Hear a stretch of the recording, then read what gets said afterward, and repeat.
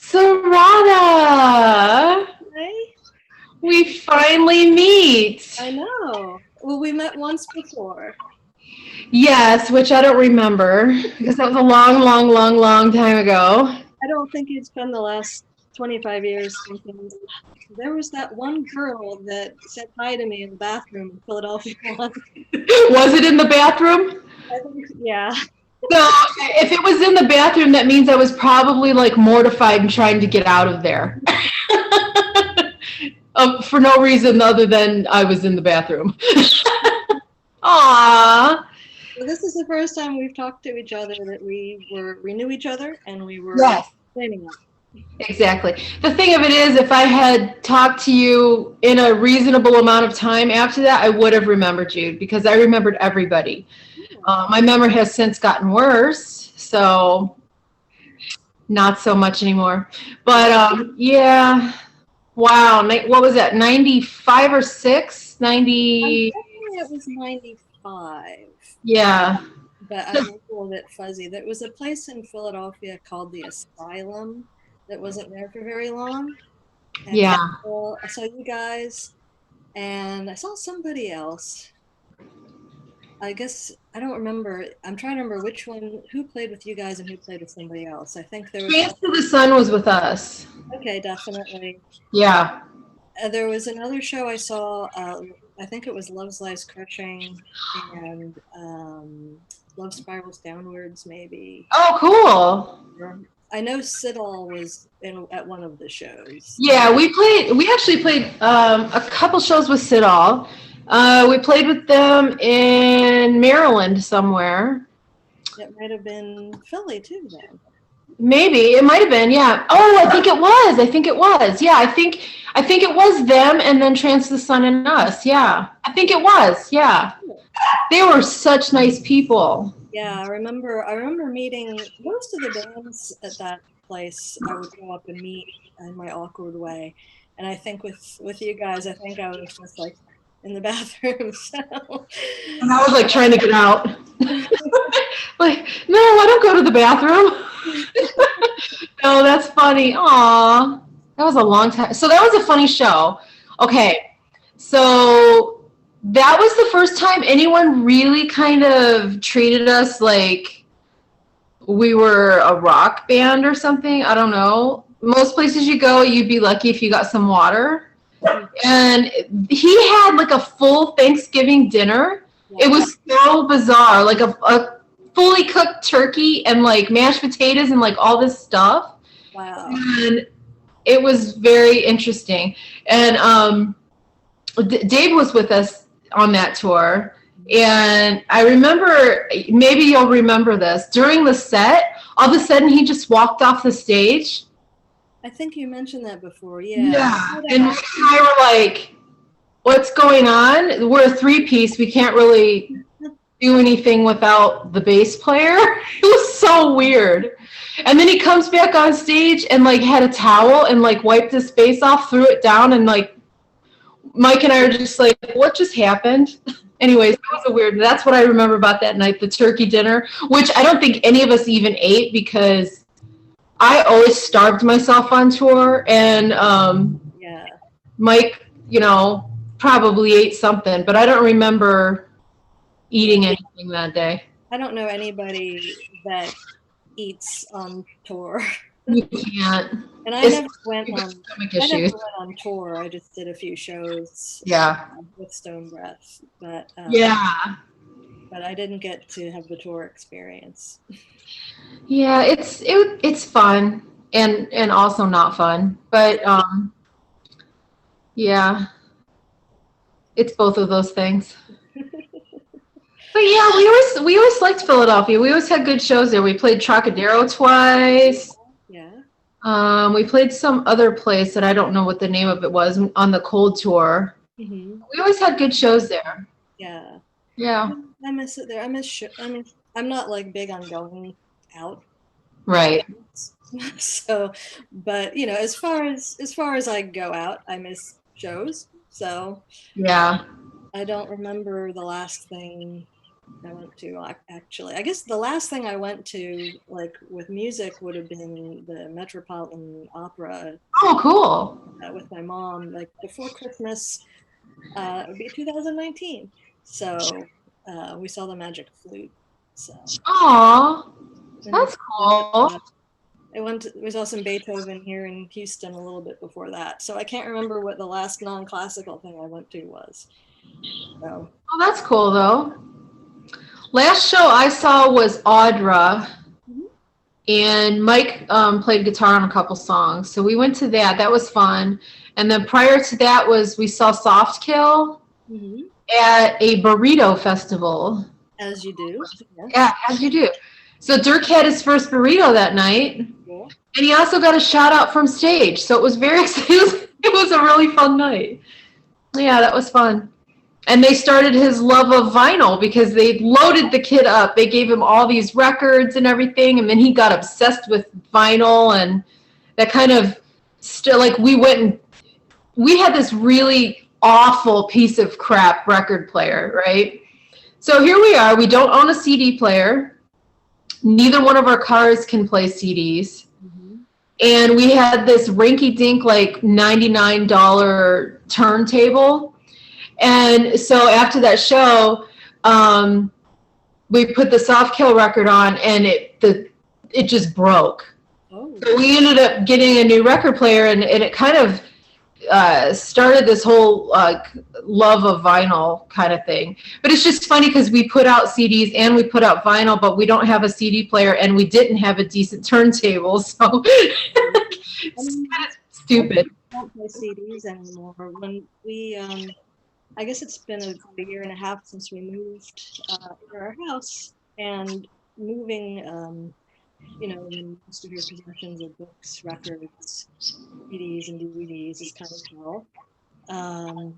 But we still haven't unpacked the CD room. Like there's a room upstairs that's just full of boxes and empty bookshelves. Yeah.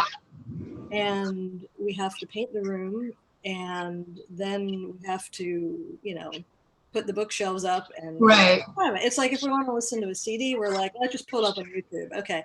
Right. So Pretty much how to listen to it too. Just YouTube or Bandcamp or whatever. yeah, I love Bandcamp. Yeah, so much easier. But someday we will do the room. Originally, that room I had slated, it was going to be the occult room. Oh. Not meaning anything other than it was going to have like cool stuff in it. So, Yeah. you know, just paint it dark purple and put weird stuff on the walls. That's cool. Well, you could still have a combo room like CD/cool stuff. Yeah. Yeah. We have to have somewhere to put all the CDs, and we're not ready to part with them. Yeah. So, but I've gotten rid of almost everything except for the stuff that really has sentimental value to me. Those, and you know, like those I just can't part with. And you know, of course. But like, you know, we don't have a lot of space in our house, so we have to be very selective about what we keep. Sure. So yeah, I've gotten rid of a lot of CDs. Like in retrospect, I'm like, oh, I probably should have kept that one. Somebody at Goodwill wants a killer CDs at one point, so I don't know. But you have a library, like you have like an actual library in your house, right? Oh, we have a lot of books. Yeah, we have a downstairs room that I think most of the fiction is in. I have a I won't move the camera, but I have a bookshelf right here. But Yeah. we like books. James worked in bookstores for a long time in the Cool. Midwest, and we're both kind of yes, hoarders is the term. Yeah. But, you know, if it's books, it doesn't count. But Yeah. I mean, he has all kinds. He has like a large collection of medical books and things like that, and just whatever he found at half-price books that was going to get thrown out. And when I moved here, I never moved like on land. I just shipped boxes. Yeah. So I sort of picked my favorite books and, you know, shipped them over time. I didn't ship a whole lot of records here because we already had like most of the same records or he had better records, or Yeah. But yeah, so I ship stuff piecemeal, but the book habit just continues to grow. So. Yeah. I love books, but I don't have any because, I mean, I have a handful just because there's no space for them. But I need to get a bookshelf. I had a bookshelf and then I'm like, well, I'm not going to keep this bookshelf. I'm just going to keep my books in the closet. And then now I'm getting like more and more books and I'm like, kind of need a place to put those. So I'm going to have to go get a bookshelf and figure out a spot to put it someplace, but I don't know. The thing I have the computer on right now is it's actually it's like a secretary desk. Oh, cool. It has a big glass case that I've started to put books in because books. And this was his late aunt's. Oh, that's cool. It would be a cool little curio cabinet, but yeah, that's cool. Everything eventually, but yeah. So I came here without a ton of my stuff, but managed to accumulate a lot. Of course, as you do. Yeah. So. Yeah, that's cool. So, Dark Shadows. We wanted to talk about Dark Shadows. Yes. So I have to tell you, this is so funny. Randomly one day, out of nowhere, Dirk just goes, Dark Shadows is a Dan Curtis production. And Mike and I just died laughing because he just said it out of nowhere. And so every once in a while now, he'll just randomly go, Mom, I need to tell you something. Dark Shadows is a Dan Curtis production. And then I'll go, you're a Dan Curtis production. But it's just funny. So he watches the show with us. We watch the movies. The movies are actually really good, yeah. I think. I like the first one the best because, of course, Barnabas is in it. Yeah. But I'm wearing my Barnabas ring. Oh, cool. Oh, my gosh. I need one of those. I got this in New Hope, Pennsylvania a couple of years ago. And that's so cool. Barnabas ring. So no kidding. I always wear it on the Barnabas finger, too. Of course. Of course. Oh, man, I want one. So are you from Pennsylvania then? New Jersey, which is New Jersey. Close enough. I'm right on the Delaware River, so you could see the river from my window in my last place I lived. So. Oh, that's cool. So I'm horrible at geography. So did you live close to where Tim lives, or? It's about 2.5 hours drive. Okay, so not super close. It was close enough that close enough to go about once a month for the weekend. Oh, cool. And I mean, you could go there and back in a day. Sure. It'd be a lot of driving, but usually I went for the weekend. Every couple months for many years. I mean, that's fun. I guess that would be like a good 10, 11, 12 years before I came here. Oh, wow. It occurred to me this weekend was 22 years ago the first time I went out to see them. So. Oh my gosh, that's so cool. So did you usually plan to record when you went, or did you just go to hang out? We started with the idea of, and we can get back to Dark Shadows, but now I'm talking about this. We started with recording in mind, because we corresponded about music and they sent them a tape and all that kind of stuff. Yeah. And so we started just kind of like on music, and we all got along so well that sometimes we just hung out. So oh, that's cool. those are the best times. So, I wish I could have hung out. I do too. That would have been so fun. We were all live journal friends back in the early 2000s. Yes, isn't that funny? So that's so funny. Aw. But yeah, so that's New Jersey, Pennsylvania life. So cool. I miss it, but I like it here too. So do you? I'm happy with my situation. But, right. Texas is not exactly where I had planned to spend my time. Right, I feel you. But I know you probably didn't dream of Arizona any more than I dreamed of Texas.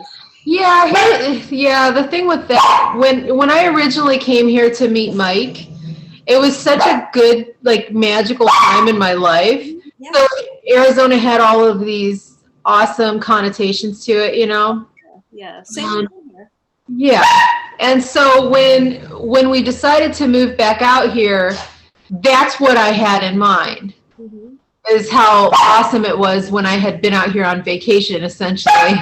Well, living here and visiting are two different things. You don't think about, and I'm sure you know this, the heat, the sun, and, you know, there's all of that, no green. It snow sometimes in Texas.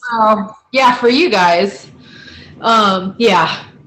So, yeah, I don't know. Now in retrospect, I'm like, we should have just picked up and went someplace completely new, you know? But it is what it is. We're here.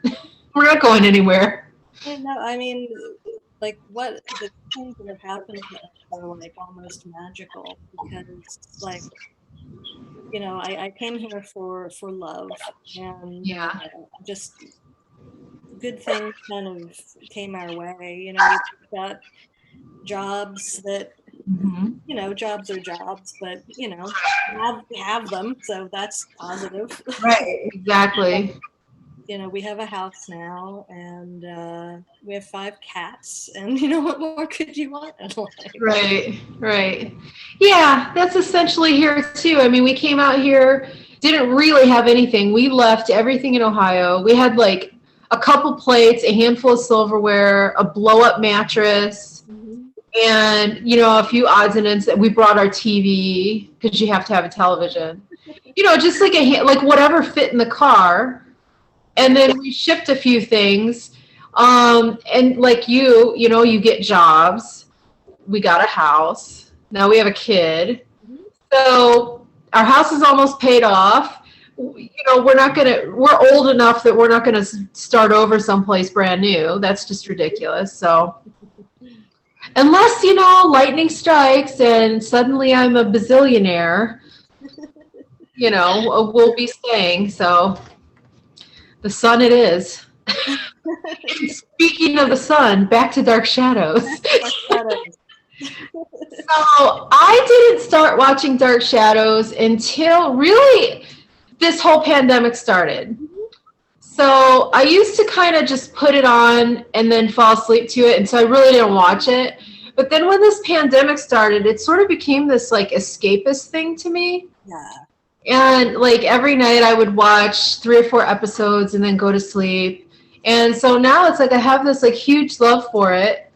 And I'm like sad that that time period is gone. Yeah. You know, and I have my ribbon in my hair for our lovely, you can't probably see it. Yes. Our lovely what's her face whose name just escaped me. But I said I was going to try to do my hair like hers, but I can't do my hair like hers. I can't do my hair. If I comb it, it's like a miracle.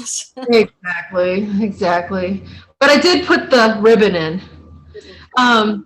So, like, have you always watched it since back in the day, or what's your thing with it? So you could actually say that I exist because of shadows. Because the whole reason my mom met my dad was because she chose a job that was at a time that she could still watch Dark Shadows in the afternoon.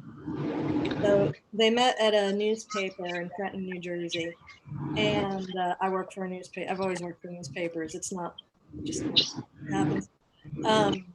So my mom met my dad because she needed to have her afternoon full for Dark Shadows. That's awesome. Oh my gosh. I owe my life to it. And when I was in about 4th grade, they started showing it on New Jersey Network. And so we watched it. And I think it might have started on Halloween with like the first this episode where he's like out of the coffin. It really Yeah. And you know, obviously, I was into it. I grew up on like Vincent Price and Christopher Lee, my mom reviewed movies in the late 60s, early 70s for that newspaper I just mentioned. So vampires and stuff were in my blood. My parents, to be clear, are not like some sort of goth royalty or anything. Right. My dad was a jazz musician, and my mom was a classical music person and Oh, wow. a Beethoven expert. Wow. She writes fiction books about Beethoven. It's so cool. I'll brag about my mom. Yeah, that's awesome. Seriously. But but you know, they liked vampire stuff. So I watched Dark Shadows from 4th grade to they probably showed it through like 6th or 7th. So you figure that's like we're talking like the early 80s, whenever that is, like 83 to 85, something like that. And so I didn't see the whole series, but it was part of my life. And there's a town in South Jersey called Collinswood that I thought of as Collinswood. And one of my best friends when I was a kid, her last name was Collins. So I had all this Collins trappings. Yeah. But then, you know, you couldn't really see it after that. I think they showed it on the Sci-Fi Channel for a while, but I didn't get that channel. And I would eventually, at some point, like I found some box sets of DVDs. But we finally started watching again because about 4 years ago, James was finally like, I'm buying the box set. And I was like, okay, because he's a DVD collector. We, in addition to collecting, you know, many other things. Right. But so he's like, I'm just getting the box set. Okay.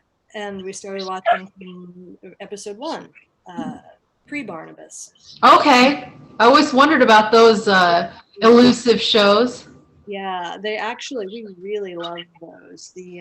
There's a plot line called the Phoenix that she comes back a little bit in the episodes we just saw, because we're somewhere, I forget what episode we're around, somewhere in the 800s or 900s.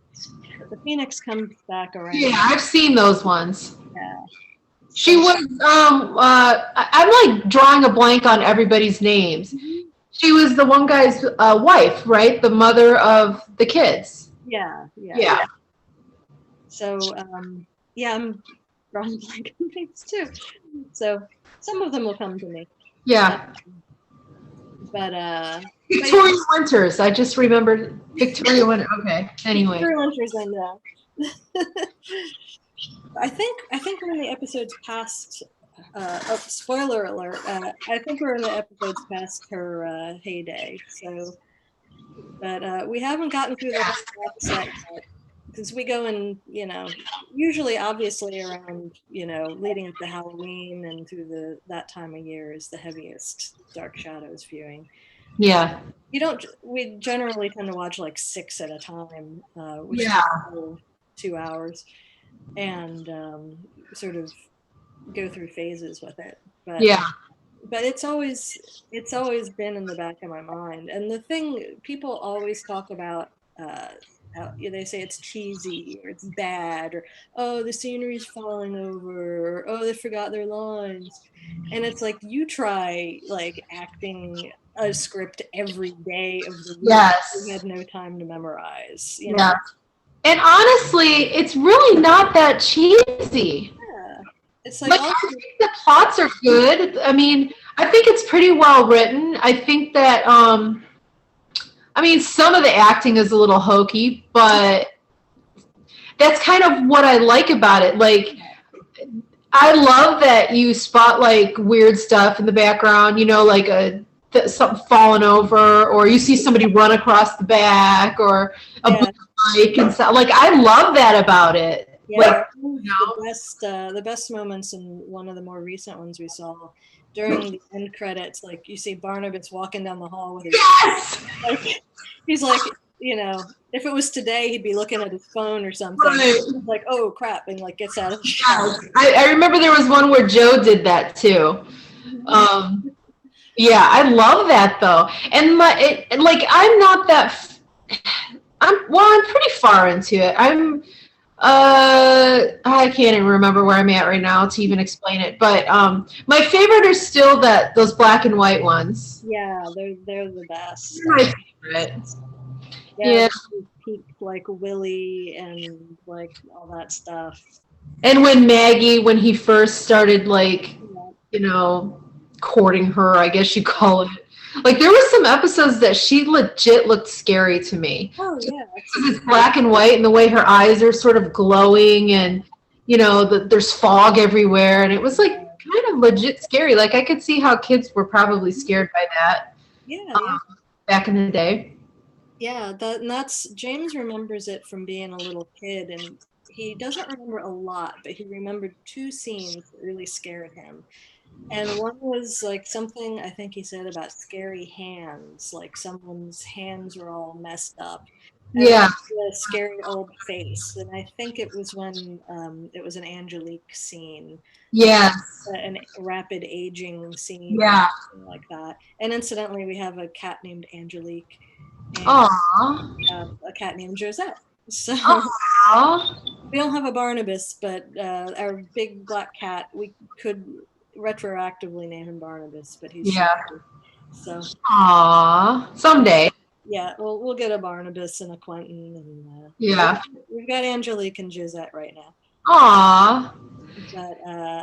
But yeah, he remembered those two scenes, and they stuck with him. And everything that scared my husband when he was a kid is stuff that he loves. So, and he's about 12 years older than me. So he was a kid in the '60s, and I was a kid in the Okay. 70s.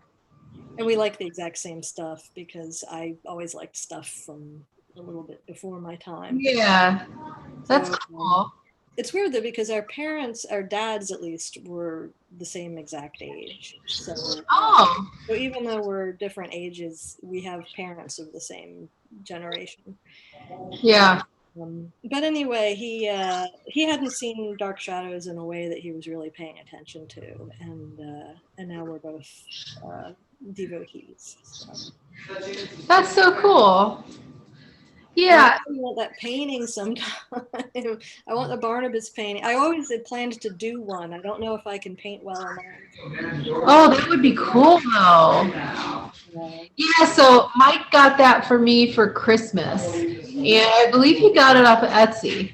Cool. And I just read an article, it might have been this morning, that painting is actually not Jonathan Frid. Another actor stood in, and then they just painted Jonathan's face on it. I can see that. Yeah, it doesn't exactly look like him. Yeah. You know, my biggest regret in life, and I'm not a regret person, but my regret is that I didn't go to the Dark Shadows.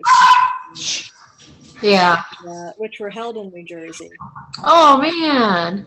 Every other year, but I was just so used to not doing things. Like, right. I never did things. I Right. probably would have had to do a lot of them by myself, and I just didn't. Right. Yeah, of course. But now, like, we go to horror conventions, or we used to. Right. When it was safe. But we used to go to horror conventions, so we definitely would have gone to Dark Shadows convention if we could. Some of them are still alive, so Yeah. I'm hanging in there, hoping I can meet some of them someday. Yeah. Someone told me a story about meeting Jonathan. I guess he was just really, really nice. Yeah. He seems like he would be. Yeah. I feel like they're my relatives, people like him and Vincent Price, and they're just like sort of these uncles that I had, Yeah.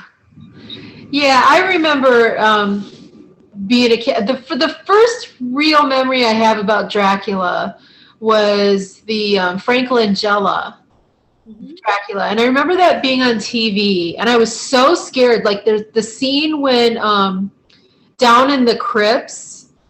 And I guess in that movie, I think it's Mina that's, I can't remember. But anyway, she just looked so scary. That scared the crap out of me as a kid.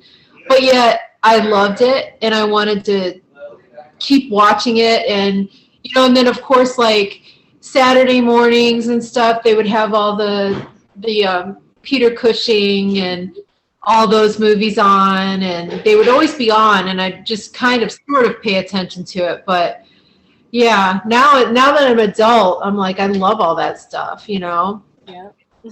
Yeah. Did you always want to write about those sort of topics? I started not really.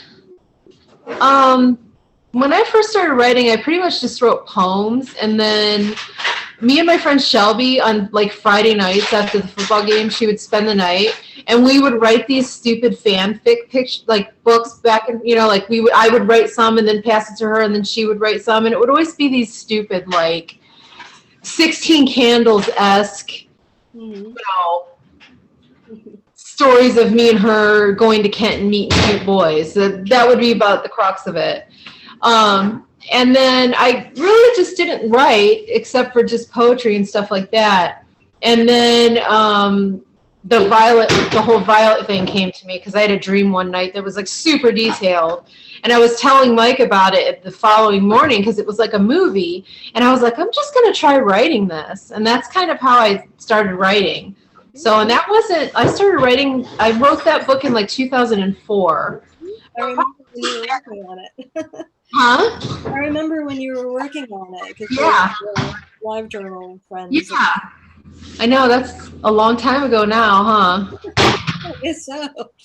Like, it doesn't feel like it is, and then when I kind of do the math in my head, I'm like, oh my God, that does seem like a long time ago. No, I mean, I can remember individual days, like, in detail, and it's like, oh, what was that, like 2 years ago? Oh, no. Yeah. So, this is what everybody talks about, like, after a certain point in life. It's like how freaking long everything was. Right. Yeah, and I was thinking about this one day too, like some of the clothes I have, I've had since the 90s. Me too, yeah. Crazy. That's so funny. If I go to my mom's house, like I have, like, well, some of my clothes I saved because my grandmother made them. Oh, yeah. I got made fun of really bad for, like, in school, but, I saved them, and then I wound up making clothes myself, so. That's cool. But, I wish I had that skill. I can't say I do it super well, but they hold together. Wearable? Yeah. But yeah, I don't know if I fit into them, but I still have my some of my grandmother clothes. I actually just bought a simplicity pattern on eBay or Etsy that was the pattern she used to make all my favorite dresses in the 90s. Aww. I found it so I can like remake my favorite dresses, and that's cool. So yeah, I envy that talent and a whole bunch of others. I'm so jealous of people that can like paint and draw and sew. I don't have that gene, I guess. I don't know. I tend to think like if I want to do something, like I don't necessarily know if I do it right or well. Like I know I don't do music right or well. Like I don't know what I'm doing. Like I don't have the vaguest idea. I took piano lessons. I can read music, kind of. I know where some chords are, but I don't. Like if someone was like, "Let's jam," that's like the most terrifying 2 words to me because I have no freaking idea what I'm doing. It's like, yeah, right. Like I just can't do it. Like, I mean, I've sitting around with Tim, we've done music stuff, and he seems to be tolerant of my style. So, but sometimes he would be like, you're like, wow, what are you doing? I'm like, I don't know. It's just right. nothing brings. So, but yeah. Anyway, I don't know what I'm doing about anything. I don't know if it's any good. I mean, that's pretty much.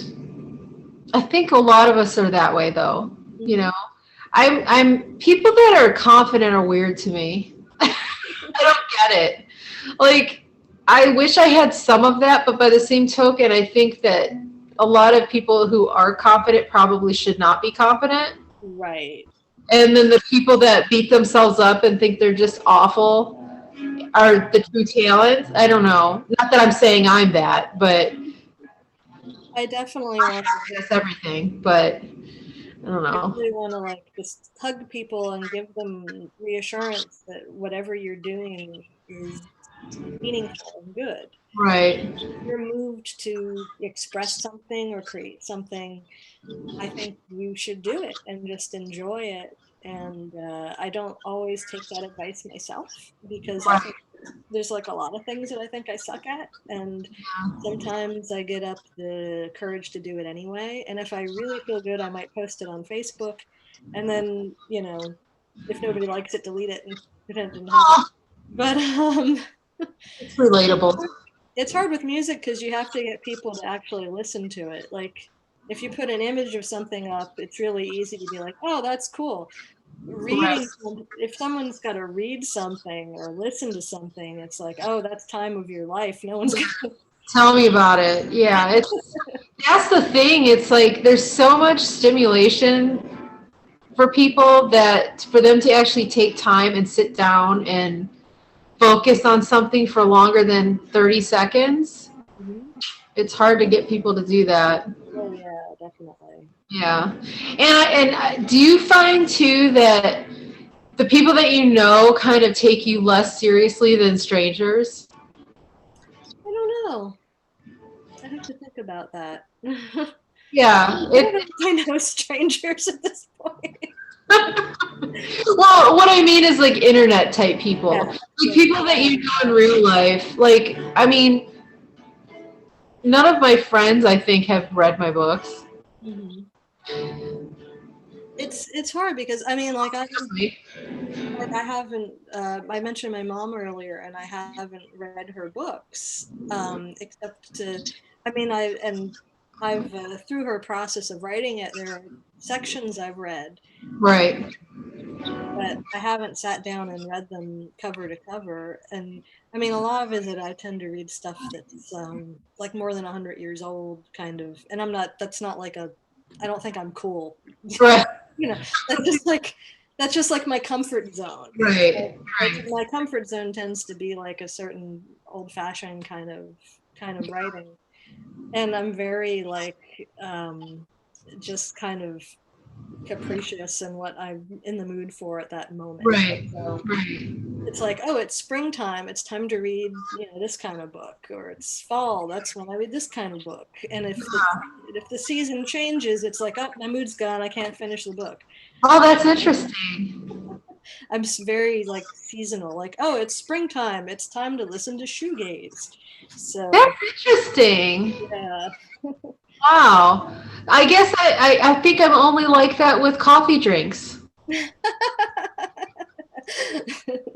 It's pumpkin spice latte season. It's peppermint mocha season. I definitely have my like hot chocolate with mint season. Yes. Although, of course, leading up to Halloween, it's definitely horror season. Like we watch a lot of scary movies and stuff. But I mean, we kind of do year round anyways. But definitely that season is geared towards. Oh yeah, yeah. I would say For sure. starting in August, we try to give ourselves a good 3 solid months. Yes. Where it's like, what are we gonna do this year? Is it gonna be Euro horror? Is it gonna be classic, 1930s? Is it gonna be like really bad like 80s low budget American horror movies? Like this year we watched Friday the 13th movies, and I've never seen any of them. Oh wow! I think I've only seen the first two. We watched we didn't watch all of them. Slasher But movies. you gotta watch that. But yeah, I haven't seen a lot of the 80s really well-known ones. Yeah, I really haven't either because we didn't have a VCR, we didn't have cable. So basically, the only stuff that I watched would be whatever was on television. Yeah. And if I was at a friend's house and they, like, my one friend had Lost Boys on VHS. So every day after school, we would go to her house and watch Lost Boys. And I mean, to the point where we knew body movements and I mean, and we would pause and rewind and pause and ridiculous. But, but yeah, so I haven't seen a lot of the classic horror stuff either. And it's kind of nice now. it's nice now because so many like networks and stuff offer all these old movies and things like that. Yeah. Of course, because Dirk's only 9, we have to be careful with what we watch. But once he gets older, it's going to be like awesome having like, horror movie night and stay up all night and eat popcorn and watch scary movies all night. But he likes all that stuff. We did let him watch The Shining. Oh yeah, awesome. And we made him close his eyes during the scene with the, lady in the shower. Yeah. But he loved that movie, but he really wasn't scared by it. That movie absolutely terrified me as a kid. I was probably littler than him when I saw it. I don't know why my parents allowed me to watch that, but they also let me watch The Omen, which effing terrified me. And but anyway, now The Shining is, of course, my favorite movie. It's my favorite horror movie. That and Suspiria, probably kind of a top. I haven't seen that. I have to see that one too. Yeah.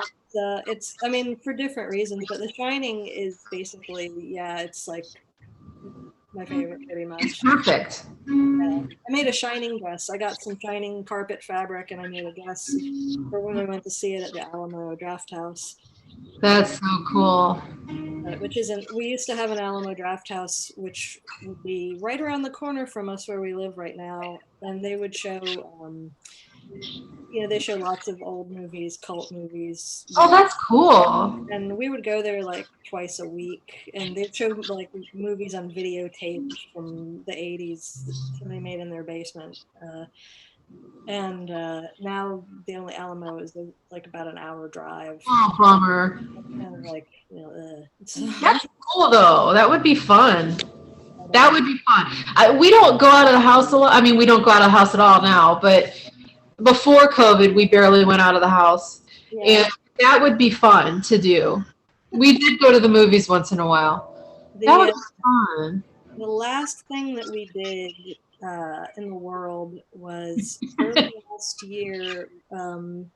Roger Corman was given an award by some Houston Film Association type thing. And so at the art museum, they did a screening of The Mask of the Red Death. And he was there. That would be cool. And he talked about it. I mean, he was like 91, 92 then, so he's older now. But, he's very elderly, but he got up and he talked, and we watched Mask of the Red Death, which is very ironic considering what last year took. Right. And when we left, we actually helped.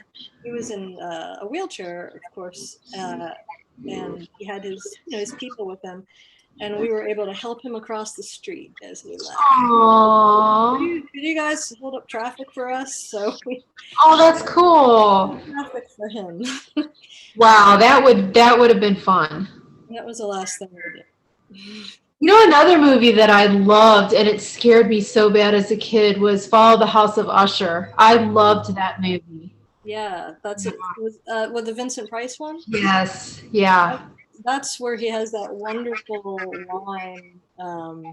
I forget, but he has a wonderful line in it. It's just a really beautiful movie, like the way everybody's dressed and the way the house is. I love that movie. Yeah, it scared me so bad as a kid. We have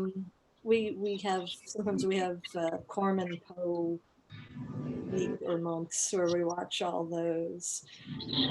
I know those must have been on when I was a kid, because I don't remember specifically which ones I saw, but it was there.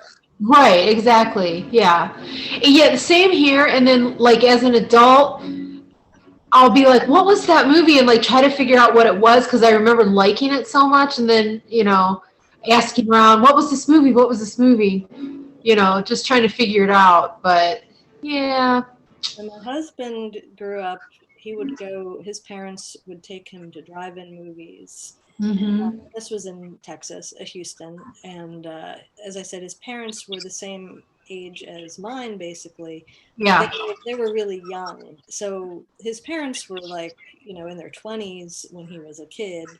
And so they would go to see triple features. And he remembered everything. So he remembers going to see the Bloodthirsty Butchers, and he remembers Oh my gosh. he remembers begging to see The Abominable Dr. Phibes, which is also a significant movie for me because my parents liked that in 1971, and they named their cat after a character in Dr. Phibes, Volnavia. So That's cool. that's another, but that was another of his favorites. But he has all these great like drive-in movie in Texas in the '60s kind of stories. That's cool. I don't have those kind of stories, but We did that a couple times too. There was a drive-in theater in Kent, and we went a couple times, and it was usually like 2 or 3 movies. Saw Jaws there. well, Saw Battlestar Galactica, I think. mhm. Couple movies, couple creepy. I remember there was this one movie, and I can never remember the name of it, but it was about this killer guy. He was like a serial killer or something, and he had a bag over his head with like 2 holes cut in it, and it was made sort of documentary style, and that movie scared me so bad. It's probably where my thing of killers comes from, as a matter of fact. So I'm I remember I think because I was finishing up watching a couple of your episodes of this to kind of get myself in the mindset, and remember you were talking about killers. yours. That's probably where it comes from. Yeah, I'm not crazy about them, but I don't think it's. I'm one of the people that was afraid of aliens. So and I don't mean the movie. I mean Right, actual aliens. Yeah, I would too. look out the window at night and freak myself out because I thought if I can imagine like the UFO in the sky, it'll know that I know it's there. And Oh, yeah. Like draw it to you. yeah, so I didn't like to look at the sky from my window at night because I thought they'll know I'm looking and that's how they get you. So So last night we took Dirk to karate, and his karate classes are outside now, and it's nighttime. And so we're sitting in the car, and there was these weird lights in the sky, and it was 2 lights, and they kept intermittently blinking, just like blink, blink, blink. I have no idea what it was. And it wasn't really moving for a long time, and then it just kind of slowly backed away and went away. I have no idea what it was. mm-hmm. Like, it's probably like a drone or a helicopter or something. I'm like, yeah, probably. They have those. I want to believe that it was UFO. So, I mean, I don't know what it was. So to me, it was unidentified. Yeah. Right? But yeah, it's weird. I've never seen anything like that before. It was just 2 lights, blink, blink, blink, and it stayed in the same spot for a long time, and then slowly backed away and went on its merry way. We could see it for a long ways, so I don't know what it was. Like, who would be flying a drone at night? Somebody trying to freak people out. Maybe, yeah. Probably something I would do. It'd be fun. I don't know, because we're out by the Superstition Mountains, so I'm just like, it's a UFO. Just let me have it. It didn't feel creepy, though, but it was definitely like, what is that? I don't know. So we both did pen pals back in the day. Yes. And I so wish that I kept all of my friendship books that I had, because it would be so fun to go through those now and to see if, like, you and, other people are in them. Because we didn't know each other from that, but I think we have mutual friends, like Hyacinth, for instance, right? Yeah, definitely. Yeah. So that would be funny to be able to go through. Do you know Erin from Sloom also? Do you know her? No, I don't think so. Okay, because Tim and Allison know her, and I knew her because she was girlfriends with one of my friends, so that's how I know her, and then they know her through Penpaling. So it's funny. It's like a small world, and I wonder if we wrote to any of the same people. Yeah. Probably. Yeah. We probably overlapped somewhere. Matthew, right? Lestat. Yep. Yeah, he's the one that turned me on to Lycia. Crazy. Yeah, he sent me a copy of Ionia, and he sent me a copy of Black Tape, Ashes in the Brittle Air. That's crazy because he got me Yeah. into the project bands too. Like I saw, I mean, I was aware of the names of the bands, but I didn't really hear them until once when I went and visited and then I went and bought everything Yeah. but I was into like I was into other goth stuff, but I hadn't really heard Project before. Yeah. Yeah, I have in my mom's basement. I have a couple of plastic bins full of pen pal letters and friendship books, and whenever I go there, I go through them. And That's so cool. I'll take pictures of a few. But someday I'll do a. I'm sure the people that wrote to me are like, "Oh God, please don't." I'm not going to publish It'd be fun to see the friendship books, though.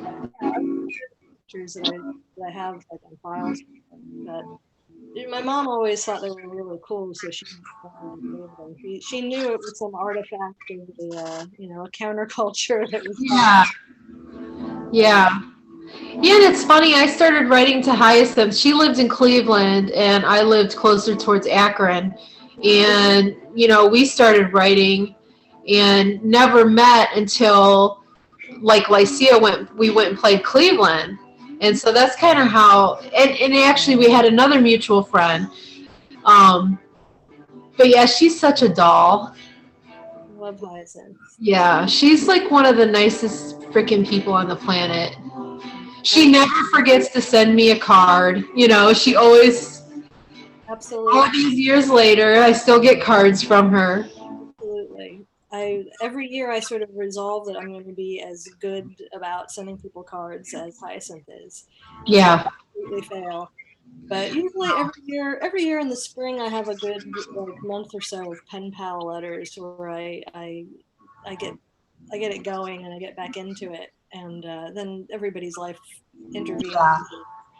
It's usually when I'm on vacation in the spring, I write pen pal letters. But Yeah. I got to meet Hyacinth in the mid '90s. Um, and one of my very best friends in New Jersey was one of my pen pals, Marlene, and she lives about 40, 45 minutes away, which when you're 15 and you don't have a car, might as well be the other side of the planet. Yeah. Seriously. I mean, my pen pals were my best friends. They Yeah. going For to visit them. Yeah, that was like my only social life was going to visit them. And generally, it would be in driving distance, but I got as far as Connecticut, New York, places like that. Wow. Yeah, I never met any of mine except for Hyacinth. She was the only one. And I met Matt Towler. I don't know if you know him. No. He's a DJ in the Boston area. I met him again on tour. So I did get to meet some people when we went on tour, but never met any back in the day or anything um I'm almost like better in writing than I am in real life. So I tended to like not want to meet people face to face because I don't want people to be disappointed. And I'm still that way to this very day. I'm always like, they're just going to be disappointed if I actually meet them. So I'm much better in writing. I'm better on paper than in reality. You seem pretty great to me. So. Whatever. Thank you. I remember one pen pal that visited me. I remember hearing secondhand from a friend that she became chummy with when she visited that she was disappointed when she met me. What the hell? That was again secondhand, but why would someone tell me that otherwise? But right. Why would someone tell me that? It's like I don't really know bad things. But that's a messed up thing to say. Yeah, people from the past. But how would you? I mean, you're the same. I mean, I should take my own advice, but you're the same person in writing that you are in real life. So what is there to be disappointed about?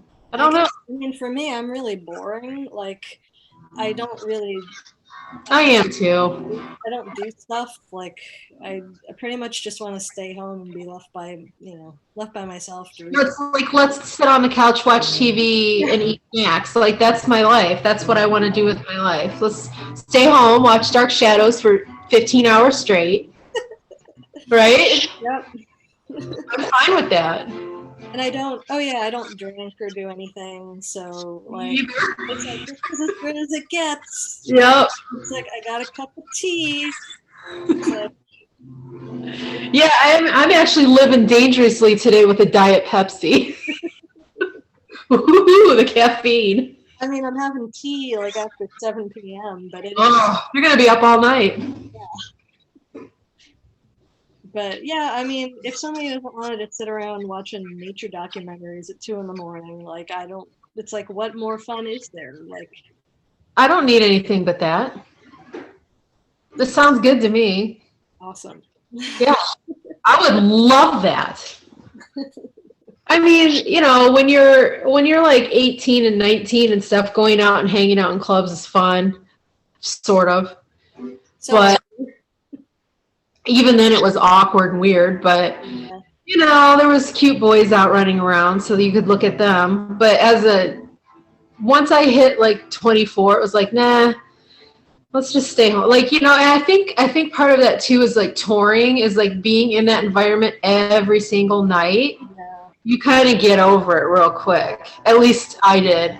Some people probably still love it, but I would just, like you said, I'd rather stay home, find some cool stuff to watch on TV. Yep. Lounge around in pajamas all day. Yep.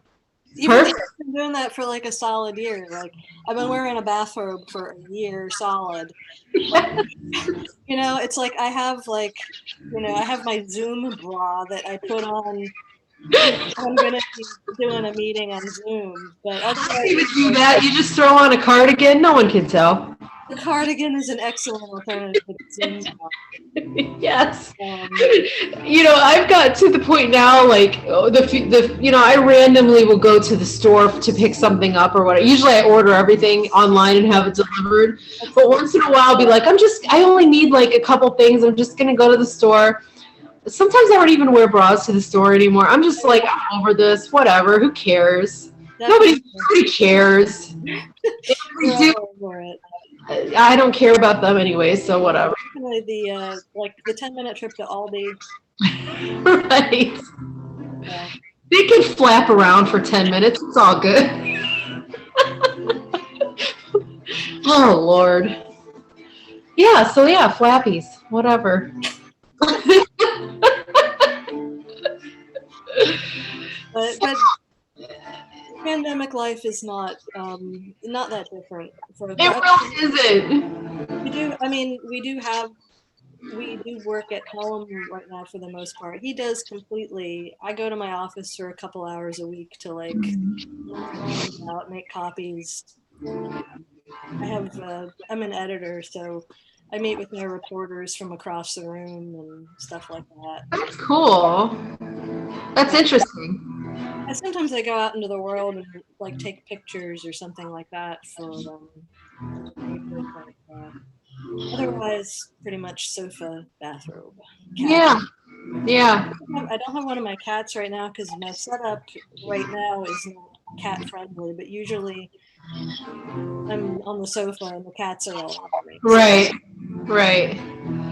Yeah, my life didn't change. I was already working from home full time. I've been working from home full time for 9 years. But of course, Dirk's been home this entire time, so that's different. I'm used to the house being quiet all day and him being in school. So he's been home since last school year. Mm-hmm. And Mike works 4/10, so he was only in the office 4 days a week anyways, but they went to full time at home. And then went back to 2 days. So he's home like Monday and Tuesday, and then he goes in Wednesday and Thursday. So, but I think they're getting ready. They're only going to do that for a couple more weeks, and then he'll be back into the office full time. But he's fully vaccinated, so like a dog. Isn't that funny to say? He's fully vaccinated. So he's good to go as far as that goes. Now we're just waiting for my turn, and then we'll be back at it, I guess. I don't know. he's getting his first shot this weekend. So Good. I don't know about me, but we'll get it someday. Yeah. It'll happen eventually. But yeah, being mom is not so bad. So I've I like. developed a few new hobbies over the last year. I haven't had a lot of time because I'm working a lot. Yeah. But I took up cross stitch. um, butterflies. You have some butterflies just like Yeah. me. I raised monarchs last year over, Oh, that's so cool. but How many did you have? what was that? How many did you have? Think I released a total of like 7, maybe. Cool. But they just showed up. So I just bought like a couple pots of milkweed, and I didn't really even understand how the process worked. But I'm like, oh look, there's caterpillars. Like, I don't think I realized that they laid the eggs on it, and that's where the caterpillars came from. I guess I just thought caterpillars just wandered around looking for milkweed. Yeah. But but yeah, and then I got a couple of shelters to put them in, and they did their thing, and so it was really cool. It was like probably the best one of the best experiences last year was just Yeah. watching them get big and watching the whole process, and then Yes. having It's them fast later. too. So Yeah, we bought these kits on Amazon, and they like it comes in a whole kit, so it has like the net cage thing, and it has like the little dish that you put the sugar water in for and everything. But they come in this little cup, and it's like 5 little they're so small. yeah, And every single day they're like exponentially larger. yep, It's so amazing. yep. And then all of a sudden they're pupas, and it only takes I think Dirk told me today 8 to 10 days or something for them to go from, what is it, Mike? 3 to 8 days. So ours are going to be hatching, like they could hatch today. I don't, but it's really fascinating. Like, who knew? I mean, you know the basic premise of it, but watching it with your own eyes, it's like really interesting. So right now we have 10 pupas, and we'll see. Hopefully I hope they all make it. And we're going to plant, I bought a bunch of zinnia seeds because apparently butterflies love zinnias, and they'll actually theoretically survive here in Arizona. Cool. So we're going to plant some zinnia seeds because we actually do get a lot of butterflies around here. And I want to do my part and have some flowers outside for them. Yeah, I did that. I'm a really bad gardener, but I planted some flowers last year. The only thing that survived was the milkweed and butterfly bush, but I'll try it again this year now that it died last week in Texas when it was 12 degrees. But, Yeah. it's sort of like an excuse to start over. But zinnias are definitely one of the ones. I forget what else, but yeah, it was really cool. So I'd like to attract some different kinds, like swallowtails or something. Yeah, for sure. They like fennel and Oh, some other herbs. I forget what, but I like fennel too. So I'll put fennel. that's cool. But you have to watch out for parasites, though, if they're just outside, because at least here, like everything is parasites. So Right. just everything lives here. So Yeah, we don't have that thing here. Everything does not live here. It's too hot. yeah. It's actually one of the nice things about living here is that you don't really have to worry so much about bugs. Mhm. Like in Ohio, and I'm sure you know from New Jersey, being outside, it's like you're constantly swatting bugs off of you, especially at nighttime with mosquitoes, and it's crazy. It's not really like that here, so that's a good thing. We're in the magic time of year right now where we don't have mosquitoes too much, especially because they all died last week. Right. Um, but yeah, I mean, the fact that the winter is nice is I'm just used to the winter sucking, and Right. Yeah, this is our good time of the year. Yeah. Yeah. We actually do get mosquitoes here because people and their untreated swimming pools. Oh, sure. Yeah. Yeah. So we can, like, sometimes our neighbor behind us likes to flood her yard. Mhm. That's how she waters. She'll literally turn Oh, her faucet on outside and flood her yard for like a week, 2 weeks straight to where it's backing up in our yard and there's like stagnant puddles. that's good. And then, yeah, it's really awesome. So we get some mosquitoes from that, but for the most part, I mean, of course, there's scorpions and black widows, but Yeah. whatever. We have alligators. Not That's that far though, but we do see alligators at the park sometime.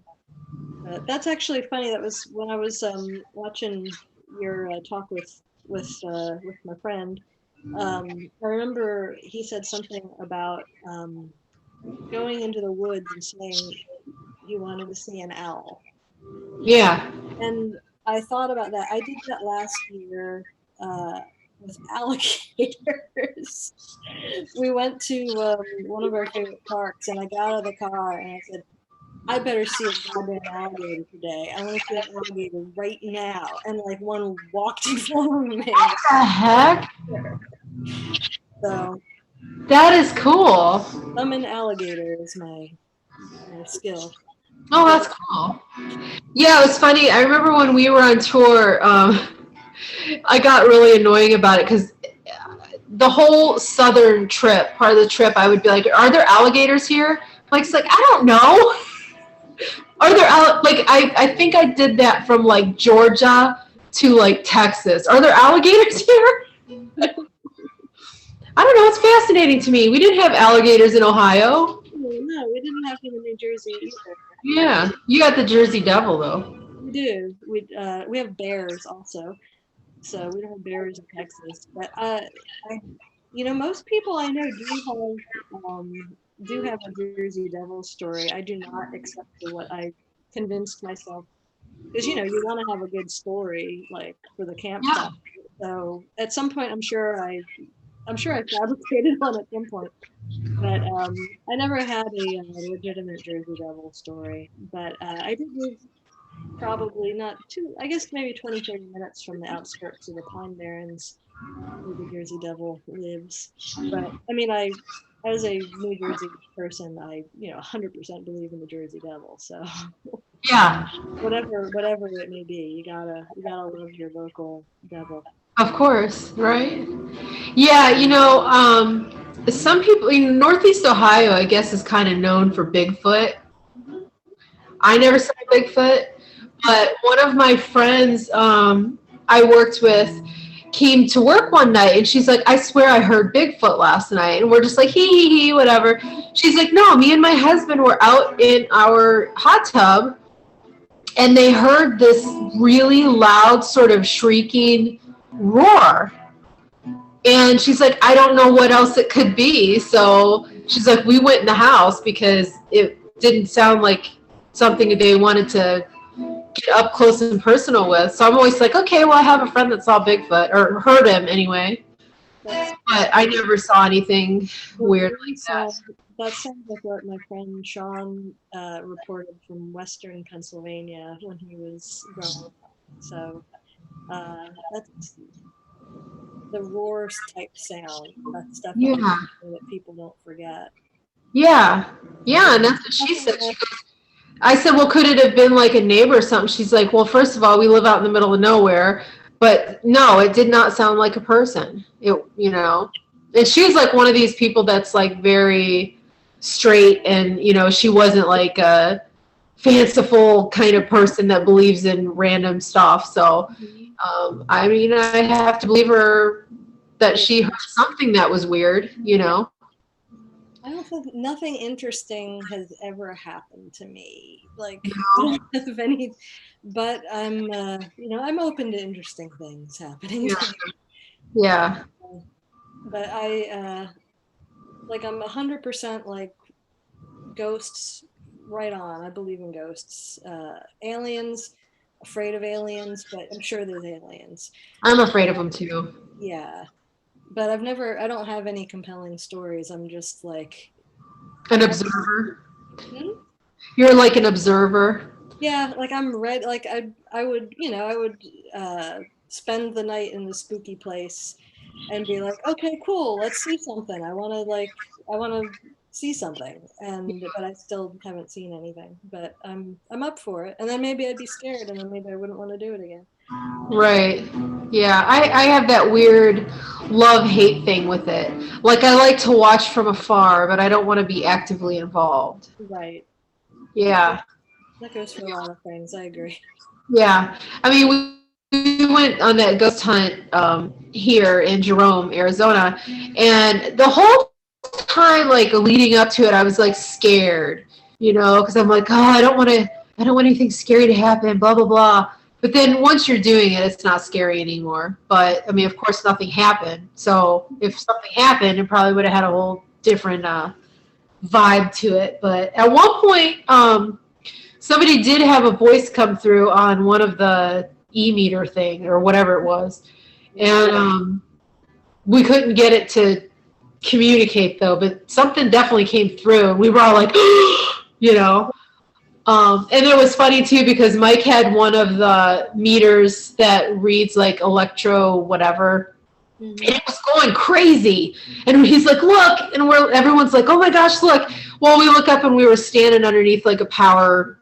Right. So that got debunked, but it was super fun though. But I don't think I'd want to go. I don't think I'd want to go do that, like, how like Ghost Adventures do it or any of those people. Yeah, yeah. God, I don't think I can do that. That's too real. That was like my big comfort viewing show. Like, I love that show. I haven't seen it in a long time, but when I would stay at my mom's, like when I was sort of halfway between living here and living there, I'd spend like a couple months at a time at my mom's, and like that's like all I watch that show. And it was this like supreme like comfort food for me. Yeah. It's like as soon as they get in like an abandoned prison in Colorado, and I'm like, okay, yes, like and I needed to have it on for like hours at a time in the background just to kind of feel comfortable. Yeah, isn't that funny? Yeah, and you know what? Like, I know that stuff is hokey, whatever, but when, like, I would turn it on at night when we would go to bed, and if Mike falls asleep almost immediately, so I'd be sitting there watching it by myself, essentially, and get so freaked out. If I watch it with somebody else, I'm fine, but if I'm by myself watching it, it gets me completely freaked out. So I had to quit watching it at night because it started making me have like nightmares and stuff. So, but I still love it. We watch it all the time. Cool. And I don't care how many times I've seen an episode. I'll watch it again. Yeah, definitely. Like, yeah, that's definitely one of those things that it's like putting on a record. Yes. I haven't seen it in a long time because I don't have any of the things that show it, I guess. But it's at Discovery Plus too. So they were on Hulu on Travel Channel, and I think they might still be, but I think they're moving all their new episodes to the Discovery Plus network or something. Like we just watched that Cecil Hotel one, which was really good. Yeah. But yeah, I think they're transitioning maybe over to there. I don't know, but anyways, I love it. I follow all of them on Instagram. Cool. Zach made a post one day and he had Dead Can Dance playing in the background. I was like, all right. That was another show I was gonna see last year. Was Dead Can Dance. Yeah. I think my tickets are still good for if they play this year, but I haven't been to New York, so. But anyway, Ghost Adventures. Yeah, I love good. The other, I mean, I've watched a lot of those shows, but that particular one is like the best one. Those are like my guys. It's the best one. It really is. I don't know. There's just I don't know why, but there's just something about it that works. I think like really kind of they have this sort of genuineness to them with their like excitement and fear and Right. sort of confidence that they have. I don't know. It's just a personality thing. Yeah. Maybe I'm naive, but it doesn't feel as fake to me as a lot of the other shows. Like the other ones kind of feel staged, like really staged. And if they are staging it, they're doing it really well. Mhm. That it's not super obvious. There were Because all their reactions seem genuine to me. yeah. There were a couple episodes where I was like, yeah, that's definitely a ghost. So Right. I don't remember which ones. I was like, yeah, I'm good with that. That's what that is. Yeah, right. And like there's that one, I think it was like a Goat Man's Bridge or something like that. Do you know that one where they go out and it's like in the woods and there's like a bridge there and like it's legit scary Yeah. and you can tell they're legit scared. Yeah. Yeah, I don't know. It's a good show. I like it. It's good times. I get real defensive when people start making fun of them. Yeah. And it's funny to go back and watch the ones with Nick now because I'm like, what's the drama? I want to know what the drama is. Like, why did he leave? Like, are they still friends? Do they hate each other? What happened? Right. No. I've Google searched it. I see this, I've seen stories, but I want to know the real deal. Mm-hmm. Aaron's the best. I love Aaron. Yeah. Yeah, I haven't seen it in a couple of years, so I don't know what goes on now. It's the same. Yep. That's good. I'm glad. Yeah. We got to get to his museum in Vegas. Oh, yeah, cool. Wouldn't that be fun? Yeah. Do road trip to Vegas just to go to the Zach, good old Zach Baggins. Is it Zach Baggins? I call him Zach Baggins because I know it would irritate him. His museum. I forgot about that. Yeah. Although people have had heart attacks in that place, and they're like, I'm like, I don't know if I want to go there. Yeah. Because he's got all those haunted dolls and stuff. Yeah. That's pretty scary too. Like, I mean, I like creepy dolls. I have a bunch that this one artist makes where she kind of breaks them and glues them back together and does interesting things with them and fangs and blood. Yeah. Redoes their clothes, and everybody's afraid of my doll collection. Most of my dolls are in New Jersey still. I couldn't figure out how to get them here, but I've bought some new ones since I got here. So Yeah. but they're not genuinely haunted dolls. They're just that look haunted, so they're not really scary at all. Right. Yeah, it's those normal dolls that are scary. Yeah. Every time Dirk and I go to Goodwill, you know how they always have this like pile of old dolls and stuff, and he's like, nope, walks away. He won't even look at them. My mom had a bunch of dolls in her basement, and which of course the basement. Basements are terrifying. I just don't like to go in my mom's basement. So yeah. So when we went to Ohio a couple years ago, Dirk was 4 at the time, and we were down in the basement. So she's got these dolls down there, and he was just like terrified of these. He still brings them up now, like Grandma's dolls. Creepy. Curtis production. Dacker. See, look, my nose is running. I told you it would happen. Always does. It always does when I'm doing Zoom for work, for sure. Yeah. Thankfully, I don't have to go on video for work because of the way I have my stuff set up. We have double monitors and a docking station, so if I actually open my laptop, it screws up my computer. Oh. So I'm glad I don't have to do that. I have my excuse not to be on camera for work. No, for like and I'm not going to go on a work tangent, but for like the first 6 months, nobody put the video up. It was just like your initial. And then after a while, they're like, come on, everybody's got to be on the video. We need to have you. And it's like, but so yeah, we lost our shield. Yeah. Really, it's kind of pointless. I don't understand the point of that, but whatever. Yeah, because I just sit there, and I'm not doing it right now, but for work, I'm like sitting there just looking at myself the whole time. Just to make sure I don't look bored or weird or Yeah. Oh, like rolling your eyes. yeah, I never realized how expressive I am. Like I don't realize that like looks like something to other people. So I know. it's I'm more aware of my expressions now.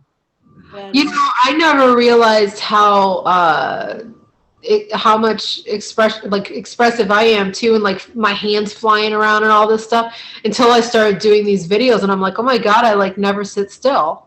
yeah, I definitely talk with my hands a bit. Yeah, I didn't think that I did. I don't know if I'm like making myself understood unless I'm kind of gesturing. Yeah. I also get really annoyed because I do air quotes a lot. Like, knock it off. Quit doing that. I have a good list of annoying things that I do that I hate. So.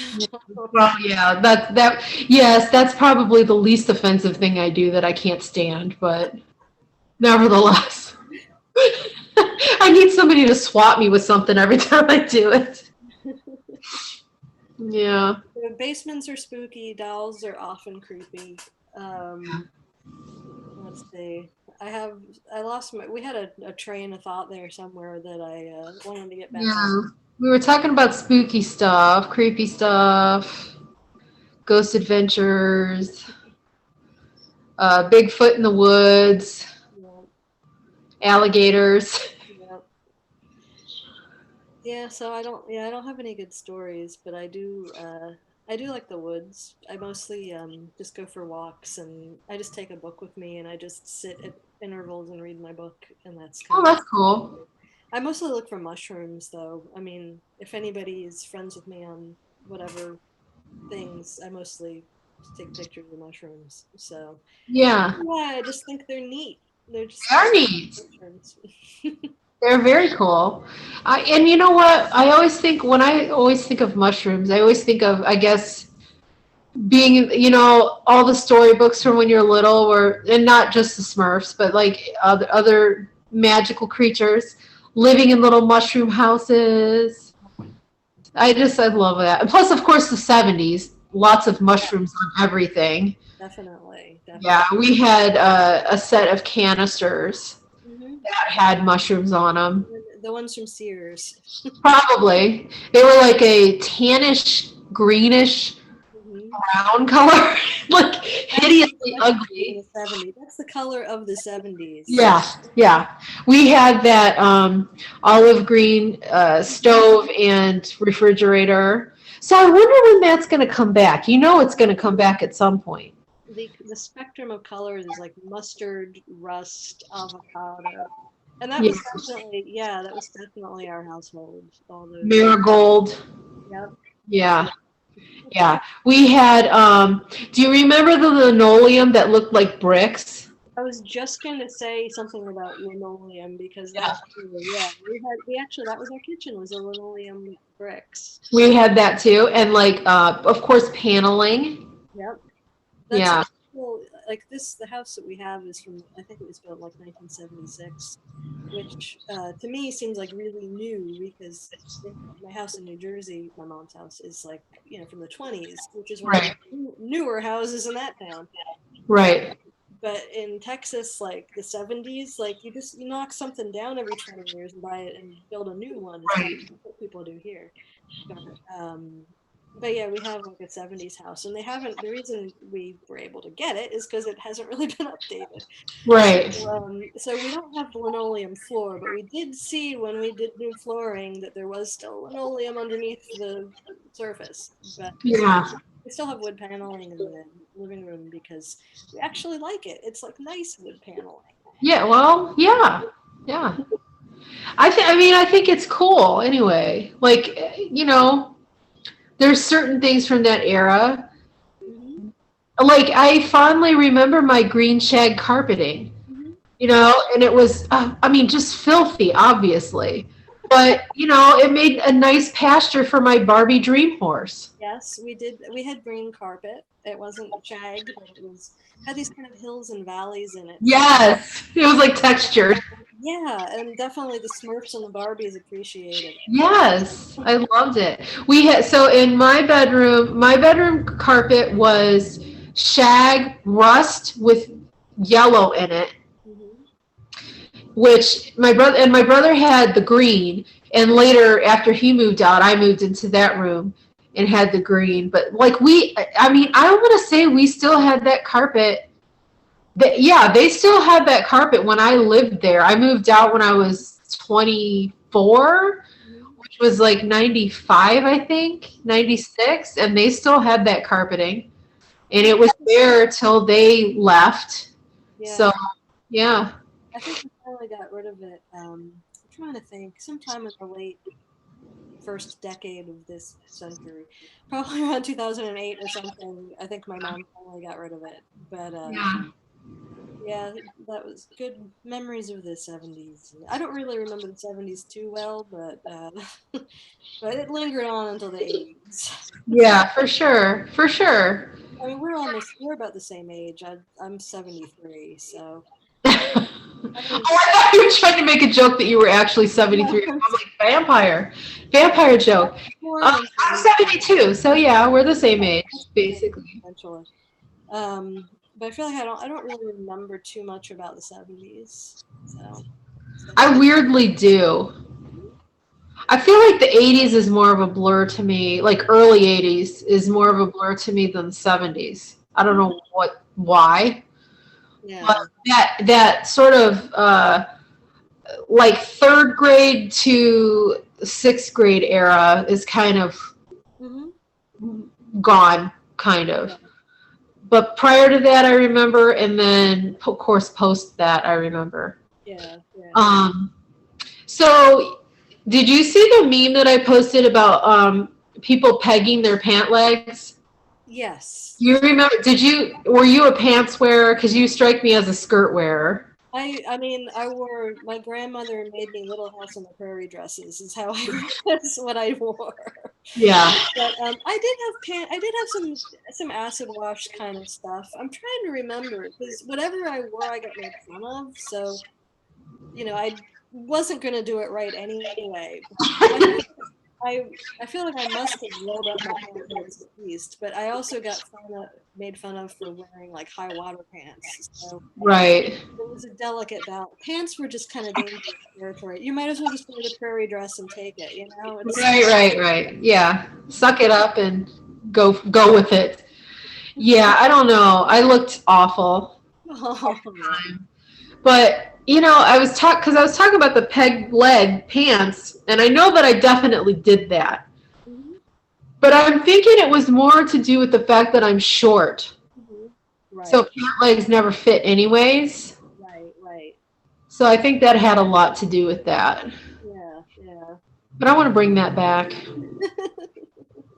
Like I wear pants. I don't wear pants. I don't have any pants, come to think of it. I have leggings. Yeah. Uh And I some don't think I have any regular pants at all. I started getting some jeans just because so I could, go walk through the woods and get dirty kind of stuff. But Yeah. I mean, this past year I wore out all of my yoga pants because I wore them so much. Yeah. So, but yeah, I'm definitely a skirt person for the most part. Yeah. I have leggings and I have like athletic gear. I think I have one pair of jeans which I've worn once.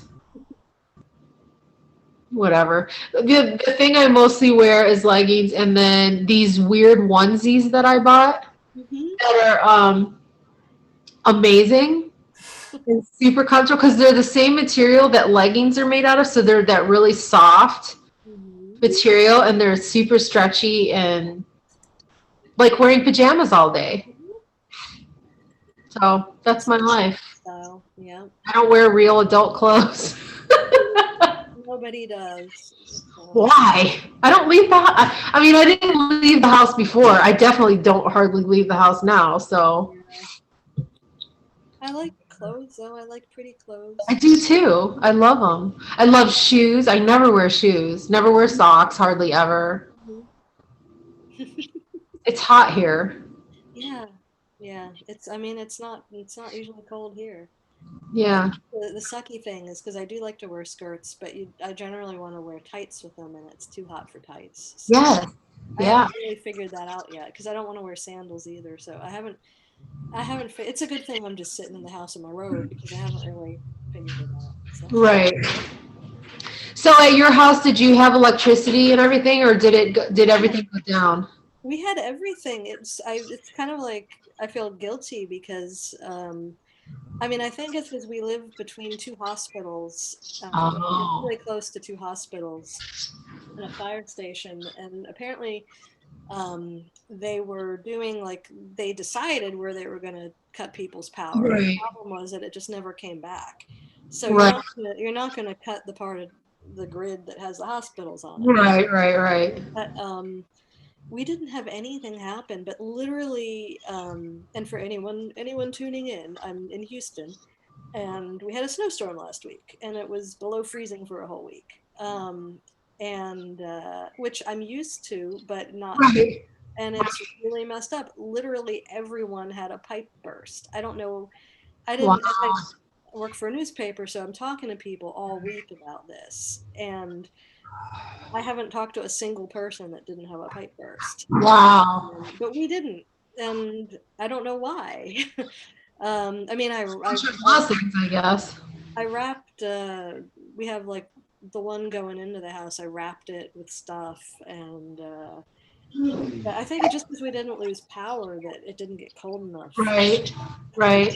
But we didn't even lose the internet, so I got to work all week. Yay! But and it's good that somebody got to work because Yeah. but yeah, it was really weird because cold temperatures are not something that usually faze me, but I was terrified Right. the whole week because who wants to deal with that? I mean, people having their ceilings cave in and walls blown out by that stuff. Right. I mean, we were completely prepared for the worst, and which I normally am anyway, just because that's my lifestyle. But we were prepared for the worst all week, and nothing happened, and Oh, that's good. sort of survivor's guilt. But Yeah. Yeah, I read some story the other day where some like 9-year-old kid froze to death in his bed. yeah, that's just awful. Just like that, I can't even, there's no excuse for that in this country. None. Apparently, they were like minutes away from having a blackout that would have lasted like months. Like there was like a certain, I don't know anything about this stuff, but like certain number of hertz that if something went below this number, and it was within like 0.02 of whatever Oh that my was. gosh. And we were like that close to a blackout that they couldn't have brought people back from anytime soon. And like, what do you even do? Like, Right. society is not built for that anymore. Yeah. We're an electric society now. I mean, Mhm. I think about that all the time. Like, you think about even stuff like your paycheck. You don't ever actually get physical money. It goes straight from, it's all electronic. So, like, if the banking system goes down, Yep. you're screwed. I don't have any cash. There's no way you could prove that that's my money or whatever. Yeah, it's kind of freaky to think of it, And you think about, people lost power for a couple days or whatever, and the havoc that created, Yeah, and it all kind of piled up because like nobody had water. I mean, water is pretty important, and A little bit, yeah. like we didn't have a boil water notice again in our neighborhood, which almost no one didn't have a boil water notice, but we were still boiling it for a while just because like, really, are you sure? Maybe we should just boil it anyway. Right. It's just implausible. But I filled up everything in the house that could hold water. I filled it with water just in case. And then you realize like, oh my God, how much water do I use in a day? It's like, how much water does the toilet use? It's like, I can't possibly store enough water in my crock pot to like get me through. We're all taking in buckets of snow from outside, and it's like I never used to worry about this when it snowed.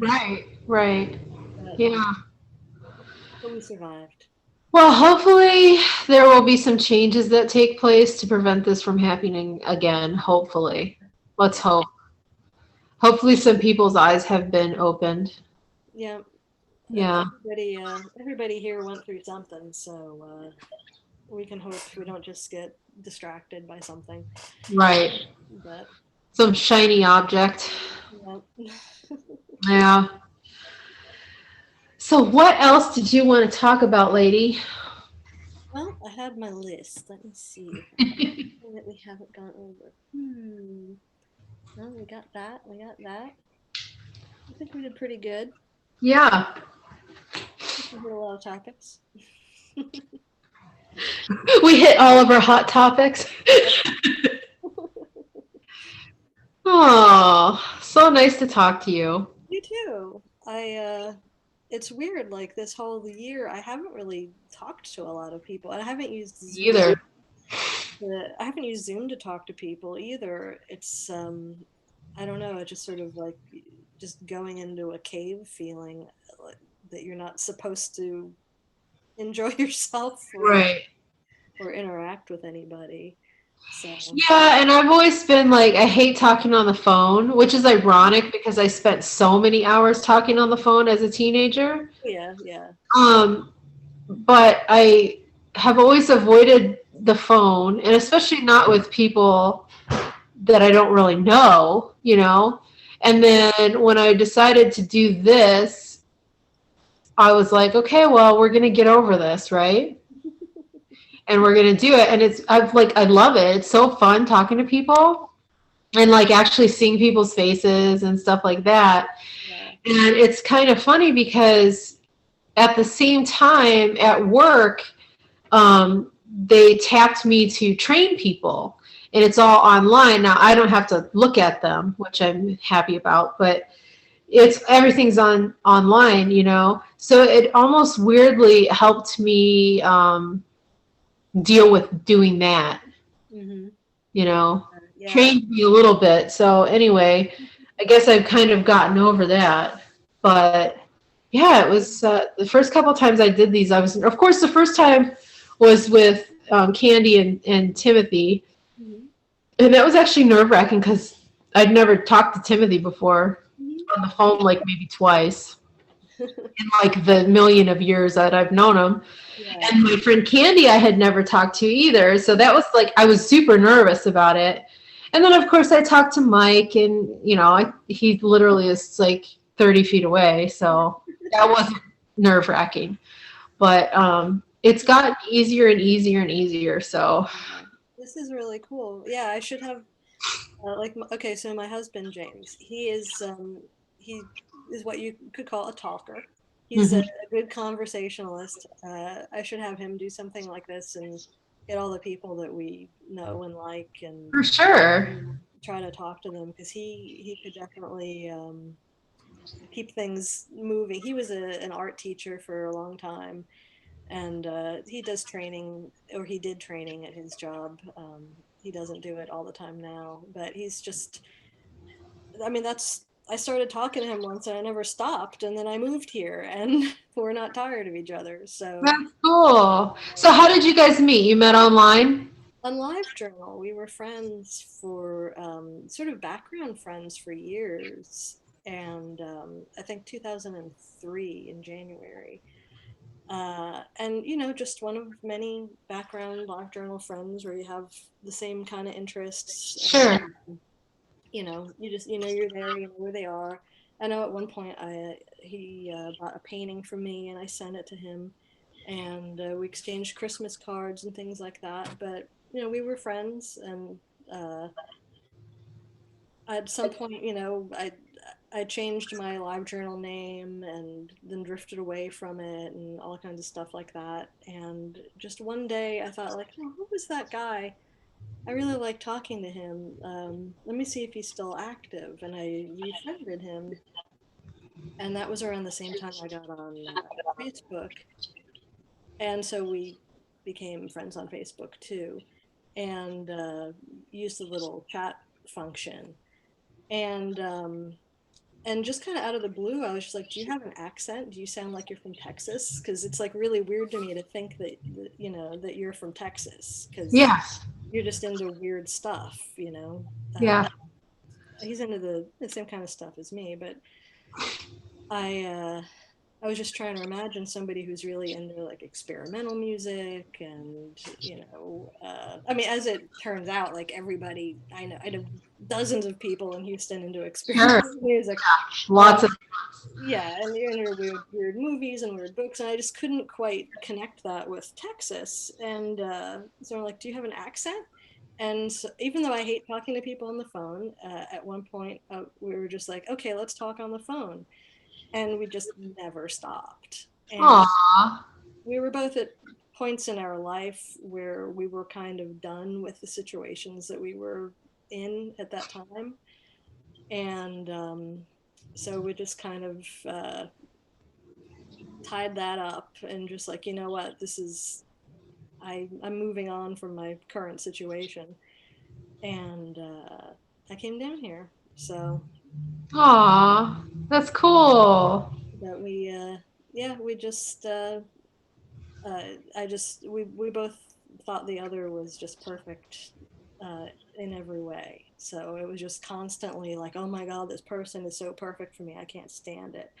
Like, and a lot of nerdy things like texting each other when we were in bookstores, like excited about books we were looking at. Right.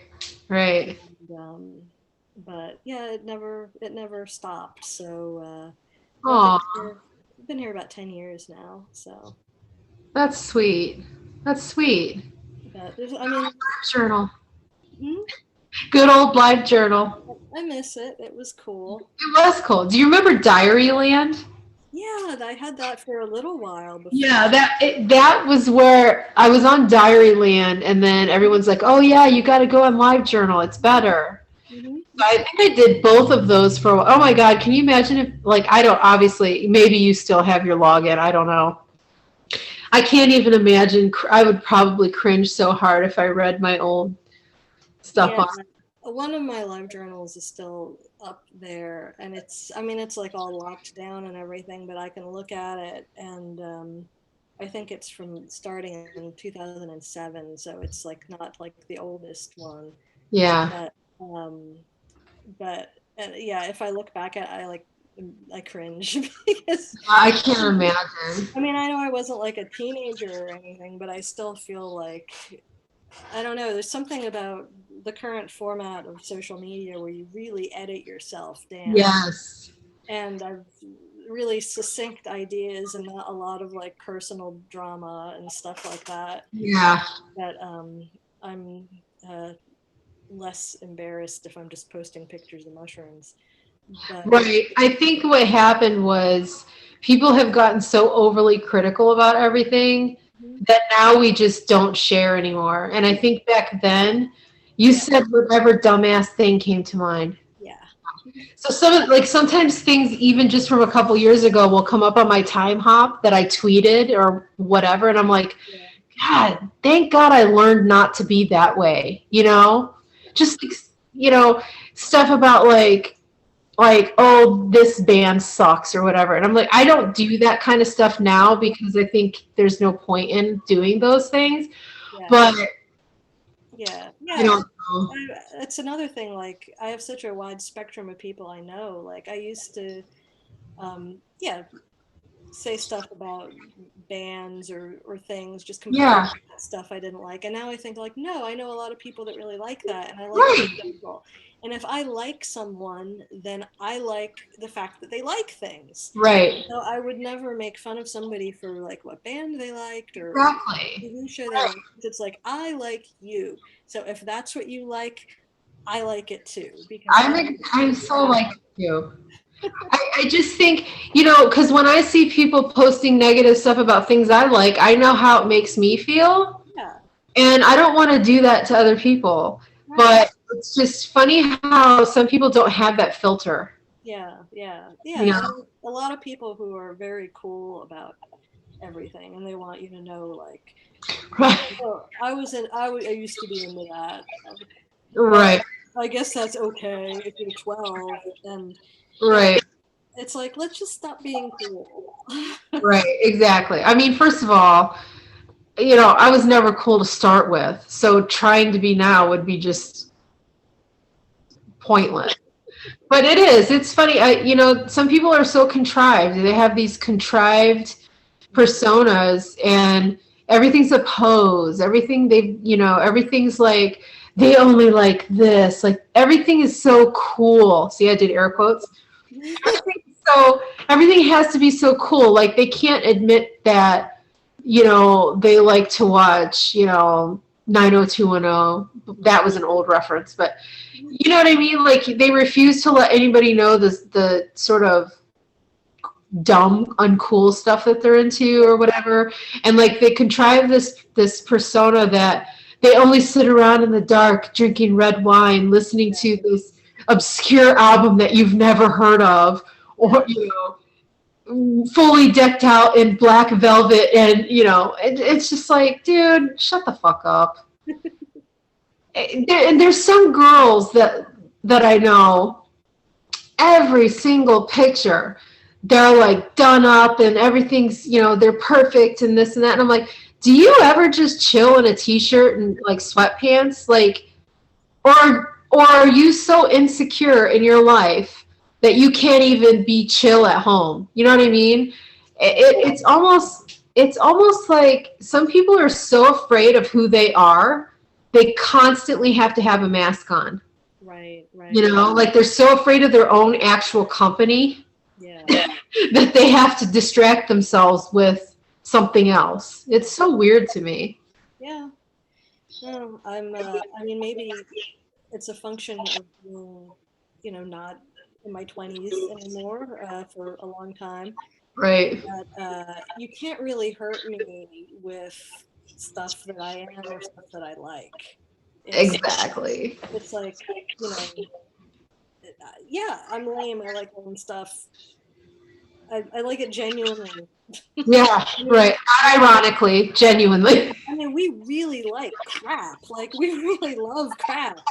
Like, we like, we like our cheesy movies, but the reason that we like them, I mean, although I love things like Mystery Science Theater, I don't find things funny because this goes back to Dark Shadows. I don't think it's lame or funny. It's like, right. When we watch old movies, we're really like, we're in a place. We want to see, like, wow, that's 1965 and that's somebody's apartment in New York City. Right. Stuff on the wall, like, yeah, stuff they have lying around their house. Like, we want to see the place. We want to be in another time, another place, another atmosphere. And if it's like, a shot on video movie from the 80s, it's like, yeah, everything looks like the 80s, but wow, I remember when stuff looked like that. Yeah. The most important thing to me of all of my cheesy stuff is that it all comes from that genuine place of someone has a creative idea and they want to bring it to life. So however bad the movie is that we're watching, it's like, they made a fucking movie. Like, I know, I love that. It's hard to make a movie. I can't even get like, a song together half of the time. Right. It's like, right. It's hard to do stuff. Yeah, it is. I love that. And like one of our favorite directors of the 60s and 70s, like horror movies, and he makes these costumes too, and it's like all of this, you can tell that he bought the materials at, like, his local craft shop. You can see like the little rickrack around the sleeves and the tool, like, yeah.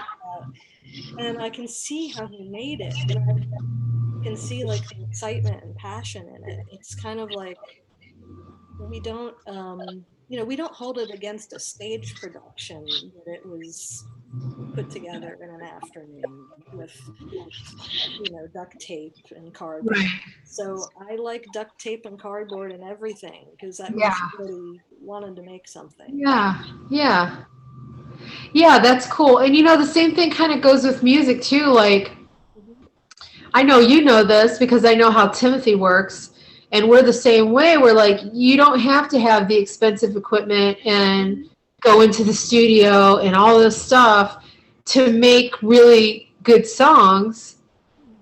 And so many people, they have all this fancy production and they have expensive equipment, but yet their music lacks something that the like kid in his home studio recorded on his, chintzy setup. Like, I think it's like you said, it's like it's really kind of the heart of it, I guess, that matters. Yeah. As creepy as that kind of sounds, but I'm with you though. Like, I can like highbrow stuff, which I tend to not like, actually. But I mean, I can appreciate Stanley Kubrick and everything that goes into that, and get the same enjoyment out of watching like Trailer Park Boys. You know what I mean? It's like, it doesn't, or random reality TV or whatever. Like, I think people should be well-rounded and not put themselves in these little narrow, I can only listen to this music and I can only read these kind of books because they're considered cool, and I can, I'm like a total trash person. I don't, I can appreciate great works of art, but I also like really bad, shitty stuff. Yeah. I love it. That's definitely our diet of, especially with movies, like, because I love what I call art films. I'm sure other people call them art films too, but cinema. I like, right. like Ingmar Bergman and Fellini and everybody. Right. Especially in the winter is always my art film time, and I love them for the same reasons that I love a lot of trash, because it's like, this one person's vision that isn't really necessarily heavy on plot and action, but it's got a lot of visuals and it's got ideas and it's got someone's personality behind it. So, Yeah. But yeah, I just like what I like. But exactly. Music, something I always really appreciated about working with Tim is just whatever I was doing, he was happy with. And, we're not like rehearsing things to death, and I'm allowed to be less than perfect. My voice might crack on something, and I might ask, can I do that again? But whatever I brought to it, he was happy with, because it's, he just sort of trusted my artistic choices, I guess. Yeah. And I was really appreciated. I haven't worked on music stuff with anybody that was a dick about it, fortunately. Yeah. In my life, I know it can be really difficult to work on creative projects with people, and music is fraught with bands fighting and having creative differences. And I feel fortunate that I haven't encountered that. Yeah. I mean, I'm not doing it for a career. I'm just doing it because it's like I like the music, or I like the people that I'm working with. Right. In Houston, most of the performance stuff I've done has been like at noise shows. So, and that's a wonderful community of just people who are interested in just textures and sound and just creativity, where there's no form or expertise in the traditional way. And that's been a wonderful community to be a part of, where it's just you got your project name, you've got your idea behind it, and even if the only people at the show are the people playing and their significant others and the guy that runs the record shop, you're still you're having fun and you're being creative together. And I've loved that since I've been. That's cool. We haven't been real super active. I mean, we haven't been super active in music as far as performing in a long time. But I mean, us being sort of hermits, we don't really partake too much in the local scene here. We know some people, obviously, but yeah, we don't really go out much. Like, we hang out with Brett and Bart from Audra. Mm-hmm. And a couple other people, but you know, it's more of a as friends kind of thing. So it's not so much geared around, you know, music or whatever. So I don't even really know like what the scene is here for the most part. I think they have a pretty decent, healthy goth scene here. Mhm. Ugh, I don't know, but yeah, we don't really. Yeah, I I'm pretty not much, gonna go to clubs anyways, but if I go to a place, it's to see a band. Usually, like, I don't kind of go to a place for the sake of going to it. right, same. Yeah, like I'll go to see a band. Otherwise, if I go out and it's not grocery shopping, it's, a bookstore or something. Yeah, But I mean, noise shows being that's like going to see a band, but you're going to see your friends usually. yeah, But haven't been to one of those in a long time either. And my noise project, incidentally, is called White Gloves and Party Manners, and which is the name of a '50s etiquette book. And my idea for lots of noise bands have all these really kind of extreme confrontational names and imagery. yeah, I figured I'd have mine be not, because I'm not very extreme or confrontational. Like I yeah, use it like, here's my knitting. Like, so like my idea was like to just do knitting of like metal objects and put distortion on it, and it's like kind of a one trick thing. yeah. But that's my noise project. Have you recorded any of it, or do you just do live stuff? I did make a CDR. I did put it on my Bandcamp um, for that, and I mean I'd probably go forward with that with just sort of general experimental type music, Yeah, um, which is a lot less stressful for me to record than stuff where I have to get the timing right. yeah, But just sounds. But yeah, I mean we have a perpetual kind of project. We're always working on stuff, but we never quite tie up the loose ends. yeah. Yeah, that's funny what you just said because and I'm sure it's probably similar. Like whenever I work with Lycia, there's a real kind of structured framework to it. So everything I do has to fit within, you know, the space that's there. Whereas when I do the solo stuff, it's all over the place. So there's no like restrictions really to it. So it's not as difficult. Mhm, Because you don't kind of have to edit yourself as much. mhm, mhm. Yeah, it's kind of the same thing, probably what you're saying with Yeah. your stuff as opposed to like working with Stone Breath or whatever, where you know you've got X amount of lines that you have to fit X amount of lyrics into that have to work with the guitars and the everything, you know. Whereas with your solo, like noise kind of stuff is just whatever happens, happens. And it's pretty easy to just kind of step into what Tim does and just kind of add to it, because he really plays instruments really well, unlike me. Yeah. But are you working on anything lately? We are actually, Cool. yes. We have a huge thing that's going to be coming out soon. I cannot talk about, Aw. but it's huge. And then we're working on an EP. I think I'm allowed to talk about that. But yes, we are working on stuff. Mike actually mixed two songs today. Great. Well, he mixed one song. They're not done yet, but he mixed one song and then got another one prepped also. So yeah, we're doing some stuff, and we've done some like recorded some live performances in the house. Mhm. One was for a Phoenix.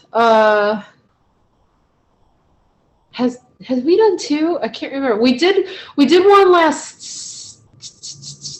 summer, was it? Mhm. God, I'm losing track of what time of the year it is. We did one for a farm sanctuary benefit, Mhm. and then I did one for an Italian cure tribute thing. Mhm. And then we just recorded one for, it's going to be like a Phoenix festival, like actual Phoenix, Arizona festival, Yeah. not like Phoenix. Um, and that one hasn't aired yet. And then we just got invited to do another one. I want to say it was in Brazil. Mhm. or Columbia. I'm awful. Like I can't remember anything. But we haven't recorded that one yet. So we've been doing some of that stuff, and then we're kind of thinking that maybe once we are all safe to leave the house again, we might do some like little acoustic shows. But we want it to be very like low key and kind of sort of like the live equivalent to you come over to the house and we all sit on the floor and sing some songs and then be done with it. So we'll see. I don't know what's going to happen. Cool. Well, I can't wait. I know it's funny because I'm like, oh, that sounds so fun. And then the reality of it, I'm like, I get so nervous doing anything now, you know, like anything that's out of my routine. I know. And I get like physically ill from nerves from it. So I'm like, God, would I be able to even do this, you know, anymore? I don't know. Because it's been so long since I played like a real show, you know. Yeah, I totally know. It seems like a great idea when it's a few months away. And then the week of, you're like, oh my God, that's this week. I know. And then the day of, it's like, how do I get out of this? Yes. And like, I always try to remind myself I've never regretted doing something. Like, that when I look back on it, I'm always like glad that I can say like, oh, I did a thing, you know. Yeah, exactly. And I'm always glad that I did it, but I hate doing it. I hate knowing we have to drive to a thing. Where are we going to park? What are we going to eat? Are we going to have time to eat and then get there and then park? And am I going to have enough beverages? Like, it's like, and like, oh, I don't want to get dressed. Like, so I hate doing things.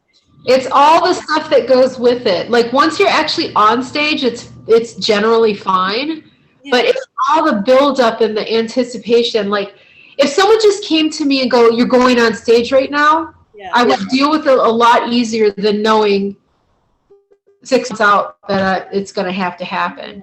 And like and this is even just with making plans to go do something with somebody. The same thing happens to me. It's like, it sounds good when I make the plan, and then as it gets closer, I'm like, why did I agree? And it's not about the other person. It's never about the other person. It's about my weird social anxiety. Yeah, it's like when you're used to having like your energy routine. And now you're going to be spending energy all the time, and it's just so much easier to not. It's so much easier to stay home. Like, I am always ready to stay home and read a book and like work on my knitting and like watch a movie and let's go for a walk. I'm always ready for that. And like doing a thing like that's like, but I really wanted to work on this project that I'm not going to really do. Yes. Yes. And it's part of my, like, I'm such a creature of habit. I'm sure you are too, where it's like, okay, Friday night, we always get dinner and then watch something cool on TV. And now my routine is doing these every Friday night. And then Saturday, it's like Saturday morning, we get Dunkin' Donuts coffee and we do chores and I work on my writing a little bit. And then in the afternoon, maybe back in the day, me and Dirk would go running around shopping or whatever. And then Saturday night, we have dinner and we watch cool stuff on TV. So like, even if I'm going to do something fun, I miss that routine of that so much that it'll throw me off for the whole week until the following week when I get to have my routine again. I usually, if I'm going to do something big on the weekend, I'll see if I take off like a day around then so I can make sure that I get in all of my stuff. Yeah. Today, like I took a half day because I had to go do my taxes. But I'm like doing that. It's like, okay, I need a half a day for that. It took 15 minutes, but I still needed a half a day. Yeah. And, that let me kind of recover. But if I was going to go to a concert or something like that on a Saturday, I'd probably take off that Friday just so I had like an extra. I need my sitting around the house time. Yeah, totally. And it's funny because when I was young, I mean, I was never home. Just ran nonstop all over Northeast Ohio. Absolutely, yeah. I mean, I remember one like Christmas at like night. I'm like, I'm gonna go see my friend in Boston. Like get in the car at 9 p.m., drive 6 hours, see my friend at 3 in the morning in Boston, and that's I would never go anywhere now. No. Everybody probably hates me because I never see them, and it's like it's really hard. And if I take a week off, it's like that's like woods walking time, and Yeah. that's when I'm gonna finally work on that recording. I'm gonna finish that album kind of stuff, or I'm Yeah. gonna paint that room. Right. But I have had some, and there's some people that just don't understand that, mhm, and they don't understand like how anxiety works and stuff like that, where, you make plans with people and then you have to cancel because you just can't. yeah, I've had some friends, like, they'll make snide comments to mutual friends, like, oh, of course she canceled. It's like, I'm not canceling because of you. I'm not making up excuses. I'm literally over here sick as a dog because I'm a nervous wreck for absolutely no discernible reason. Like, that's how anxiety works. It doesn't make logical sense. no, And so I'm always afraid, like, I'm afraid to make plans because sometimes I have plans and everything's great and it's fun and it's awesome and I'm like, yay, this was the funnest thing I've ever done. yeah, And then other times it's the exact opposite for no reason. And so I'm always afraid to make plans because you don't know what's today going to be.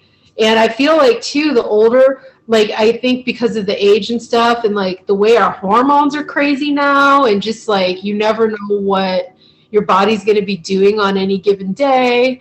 yeah, yeah, It's hard to make plans. So like the whole live thing scares me because I'm like, if it's a good day, it'll be awesome. yeah. If it's a bad day, I'll be like, oh, I need to go to the emergency room. I'm dying. you know? So I don't know. Same way. Yeah, I feel the same way. I mean, I I would encourage you to, if you want to do the things like the live shows, to say like, remember that you'll be happy you did it. I know. I agree. And like you said, I've never regretted doing it. Yeah, I may have been scared, like thinking this could be a horrible mistake, but it never has been. yeah, And so I do try to keep, like, that's one thing, I mean, that's one thing I'll say about myself. As far as big things in life, I have never allowed fear to hold me back from doing it. yeah.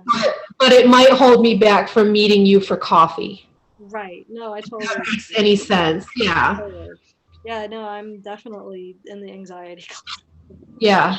Yeah, It's so funny because, like, I sang on that last Typo Negative record. hmm, And so when they were coming here to play in Arizona, Josh was like, do you want to sing live? hmm, And like my instinct was to be like, no, hmm. because that's scary. But I made myself do it because I'm like, when am I ever going to get this opportunity, Yeah, yeah, to not only hang out with, I mean, we were going to hang out with them anyways, but to like actually get up on stage and do this song with them that I recorded with them. And I did it. And it was such a cool thing because, when we toured with them, it was not easy. Like their crowd absolutely hated, hmm. well, not every crowd, but there was a lot of abuse that we took. Right, right. But it was such a strange thing to like be on stage with them and like people were nice. Like, oh my God, this is weird. But yeah, I'm so happy that I did that because I mean, who knew that was it. Hmm. Yeah, That was it. He was gone after that. So I'm glad that got to happen. But yeah, I think that I don't usually generally let fear hold me back from big things, but the little things yeah, I don't push myself for so much. yeah, definitely. I mean, Yeah. you gotta conserve your energy where you can. Like, I mean, I don't know how many times I've had panic attacks getting my hair cut. Hmm. Just random stupid stuff like that, but yet I can get on stage in front of, a bunch of people and No, I feel the same way. It's like my rule. Like I don't make phone calls outside of work. Like, I mean, I sweat. I like shake. yes. It's like I can't do it. Like I'm managing this, but like talking on the phone, like or making a phone call, like people don't order. I just use an app to order pizza now. Me too. Thank God. But back in the day, calling for pizza, I would have to run the script in my head. I want this, this, this, and this. Like I would have a whole script prepared. Yeah, Yeah. so I write things down if I have to talk to somebody on the phone. But Yeah. for work, I do it like all the time for the last Right. 20 some odd years. But It's just different. you have to choose where you're gonna spend your energy, and I spend all of it for doing that all week. So it's like I can't do anything else. I can, Yeah. but It is amazing how exhausting, like, just having to talk to people is. mhm, You know, like I'm training people now, and there's 6 of them, and so I'm talking to them some days for 7 straight hours, right, right. and it's not like it's not stressful or anything like that, but it's just exhausting having to be on. Yeah. Oh, yeah. That's why I could never be a teacher. I can't stand. Yeah, it's exhausting. Like at the end of the day, it's like I want to do all this stuff, oh, I want to do these chores, I want to do this, and then I end up just sitting down because I'm just like I need to unplug my brain for Yeah. a couple hours and just not do anything. Yeah. Yeah. Unfortunately, sometimes I think I forget to plug it back in, but I feel so bad sometimes. Like I'll zone out while I'm training these people, and it's so funny to me because they'll ask me a question and I'll be like, "What?" Like Yeah. I have lost completely what we were doing, but I zone out way more than I used to. I mean, I'm okay at multitasking, but I can't think about one thing and talk about another. yeah, It's it's I do it a lot more like as far as listening too, where I'll suddenly it's that horrible moment when like you get called on in class, yeah, and it feels like that in grown-up situations too. It's like yeah. um so So this has been happening to me too. I think because I have to think all day, I just quit thinking after a while. And so I'll say, "Hey, Mike, such and such." He's like, "Yeah, I know. I told you that like yesterday." I'm like, "Oh, sorry." I'm not purposely not listening to you. It's just, you know yeah. what I mean? I just can't. Like, I don't know.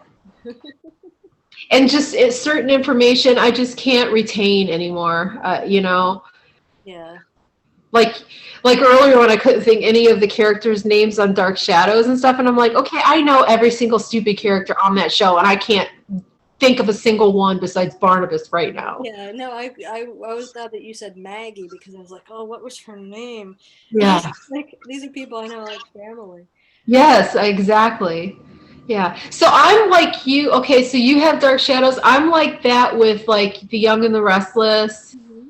And because my mom grew up like when I grew up, she would have the CBS soaps on all day. So it would be Young and the Restless, As the World Turns, Guiding Light, Bold and the Beautiful. And so all of those are gone except for the two. And I still try to watch them whenever I can because it's like that Hmm. comfort feeling. Yeah, and I never saw any of those. Yeah, that's what we want. I mean, it would be it would every single day, all of them, and I would especially in the summer because you don't have school or whatever, so you'd just be home watch like the TV would just always be on, and I remember I would go down to the neighbor's house who was the mother, so she was like my mom's age, and I would sit and have these in-depth discussions with her about the plots of like these soap operas and like what do you think's going to happen and blah blah blah blah blah. And I think how funny that must have been to her because I was like a little kid, like a 9 or 10-year-old, having these in-depth discussions about, The Young and the Restless and Guiding Light and all this stuff.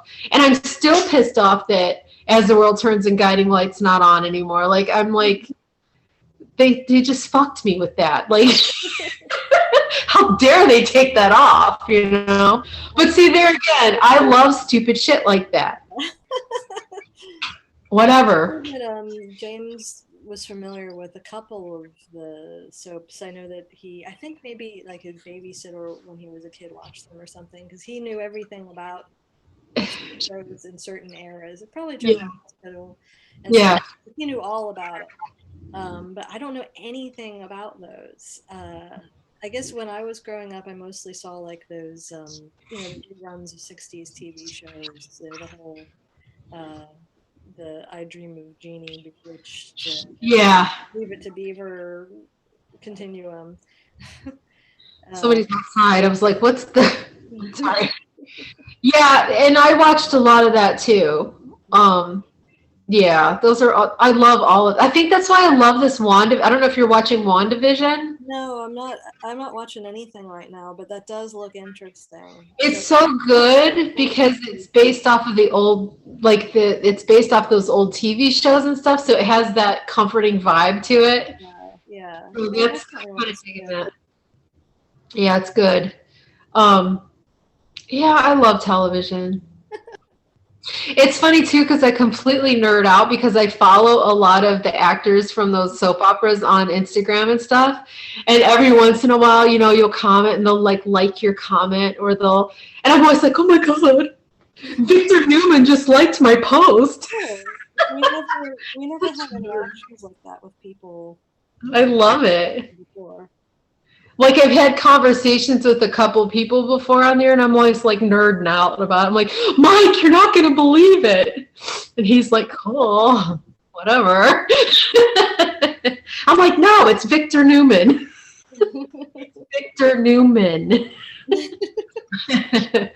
It's cool though. I love that kind of dorky stuff. Well, I mean, that's when we love to go to horror conventions and things, and our big draw is usually older actors that are there that were in stuff. And I mean, there's not a lot of them left at this point. A lot of the people that Yeah. have in the last 10 years have died. Um, but yeah, just here's this elderly person that was in these movies in the 70s, and that's like the most exciting thing. And it's like Heck yeah. I don't have like anything to say I always say the same thing. I just say thank you. I say thank you for I love your stuff. Thank you. And like that's all you got to do.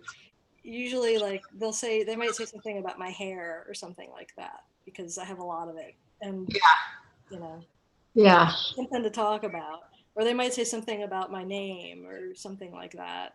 But I just love having those little interactions with I people. know, it's special. Yeah. Yeah, it is. I love it.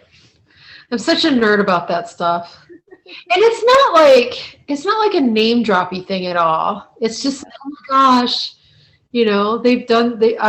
I mean some of these actors on like these soap operas, I've been watching them since I was a child, Yeah, definitely. and then it's just I don't know. I'm nerdy, but whatever. That's good. I love it. I want to go start doing some of those conventions. I think that would be super fun. Yeah. It's I mean, I don't know when we'll go to one again, but Right. like I mean, we go to one in Dallas. It's called Texas Frightmare, and then I often time my trips back home when they have the ones in New Jersey, which they have a lot up there. Here, there's not one in Houston. There's a couple Comic Cons, and we've gone to a couple of those and seen some people that are not comic people but are more horror people. Yeah. Um, but we're mostly in it for the horror stuff. But damn, I would love to go gone to Dark Shadows convention when I was Yeah. so. Have you ever watched any of those videos on YouTube from the Dark Shadows convention? I have at some point, yeah. There's so Yeah. much stuff out there that I could be watching that I never did. I know. I know. I forget it's there. Like, wow, I Yeah. could really be just indulging in all this stuff. But It's overwhelming. There's just so much cool stuff to look at. yeah, I tend to keep like a narrow window so I don't get overwhelmed. It's like with musical instruments, I feel like I'd rather just have one or two things that I play around with than Yeah. a whole spectrum. So what instruments do you primarily play? The one, I mean, piano would be the one that I can technically say that I can play because I took lessons for years. So it's like Yeah. I kind of know what I'm doing. I can't play anything off the top of my head, um, but if I have sheet music, I can play classical piano. but that's the most comfortable. And I have like a nice like a Korg full size keyboard thing that sounds and feels like a piano or an organ. Um, that is my favorite thing. And I'm pretty comfortable with guitar. I mean, at least not like guitar solo stuff, but at least just acoustic kind of stuff. And Tim taught me some banjo, and I have a banjo here. I have a banjo in New Jersey too, the one I bought from him. But I had to get a backup banjo. Yeah. I feel like I never really learned how to play it, but I'm happy with the sounds that it makes. But those are the only things I feel like I could say that I played. We have other instruments too that just it makes a sound, you know. Yeah. James is the synth guy. He's all about synths, modular synths, things. Cool. So that's probably where he is right now. Oh, that's cool. But, Right on. but I guess I'll probably go see him soon. He's probably wondering where I am. We're there. We're past our 2-hour limit. Before I started this, I'm like, I'm only going to do an hour. And then every single one, it seems to be getting longer and longer and longer. Well, I told him, I'm like, oh, it'll be like an hour, hour and a half. So Yeah. But he's got lots of stuff to keep him busy. But Cool. I love him still here. So. Well, it's been lovely to talk to you, and we'll have to get together again. We'll do that one with you and Tim, and Cool. I don't know what all we'll talk about there, but we'll act stupid, and it'll be fun. It was so nice to talk to you finally, face to face, kind of. I almost did air quotes, but I stopped myself. See? Yeah, when this all... Face to face. Anyways, it's been lovely, and I'm going to stop recording right now, but don't hang up yet, and then I'll talk to you again soon. So let me stop this real quick.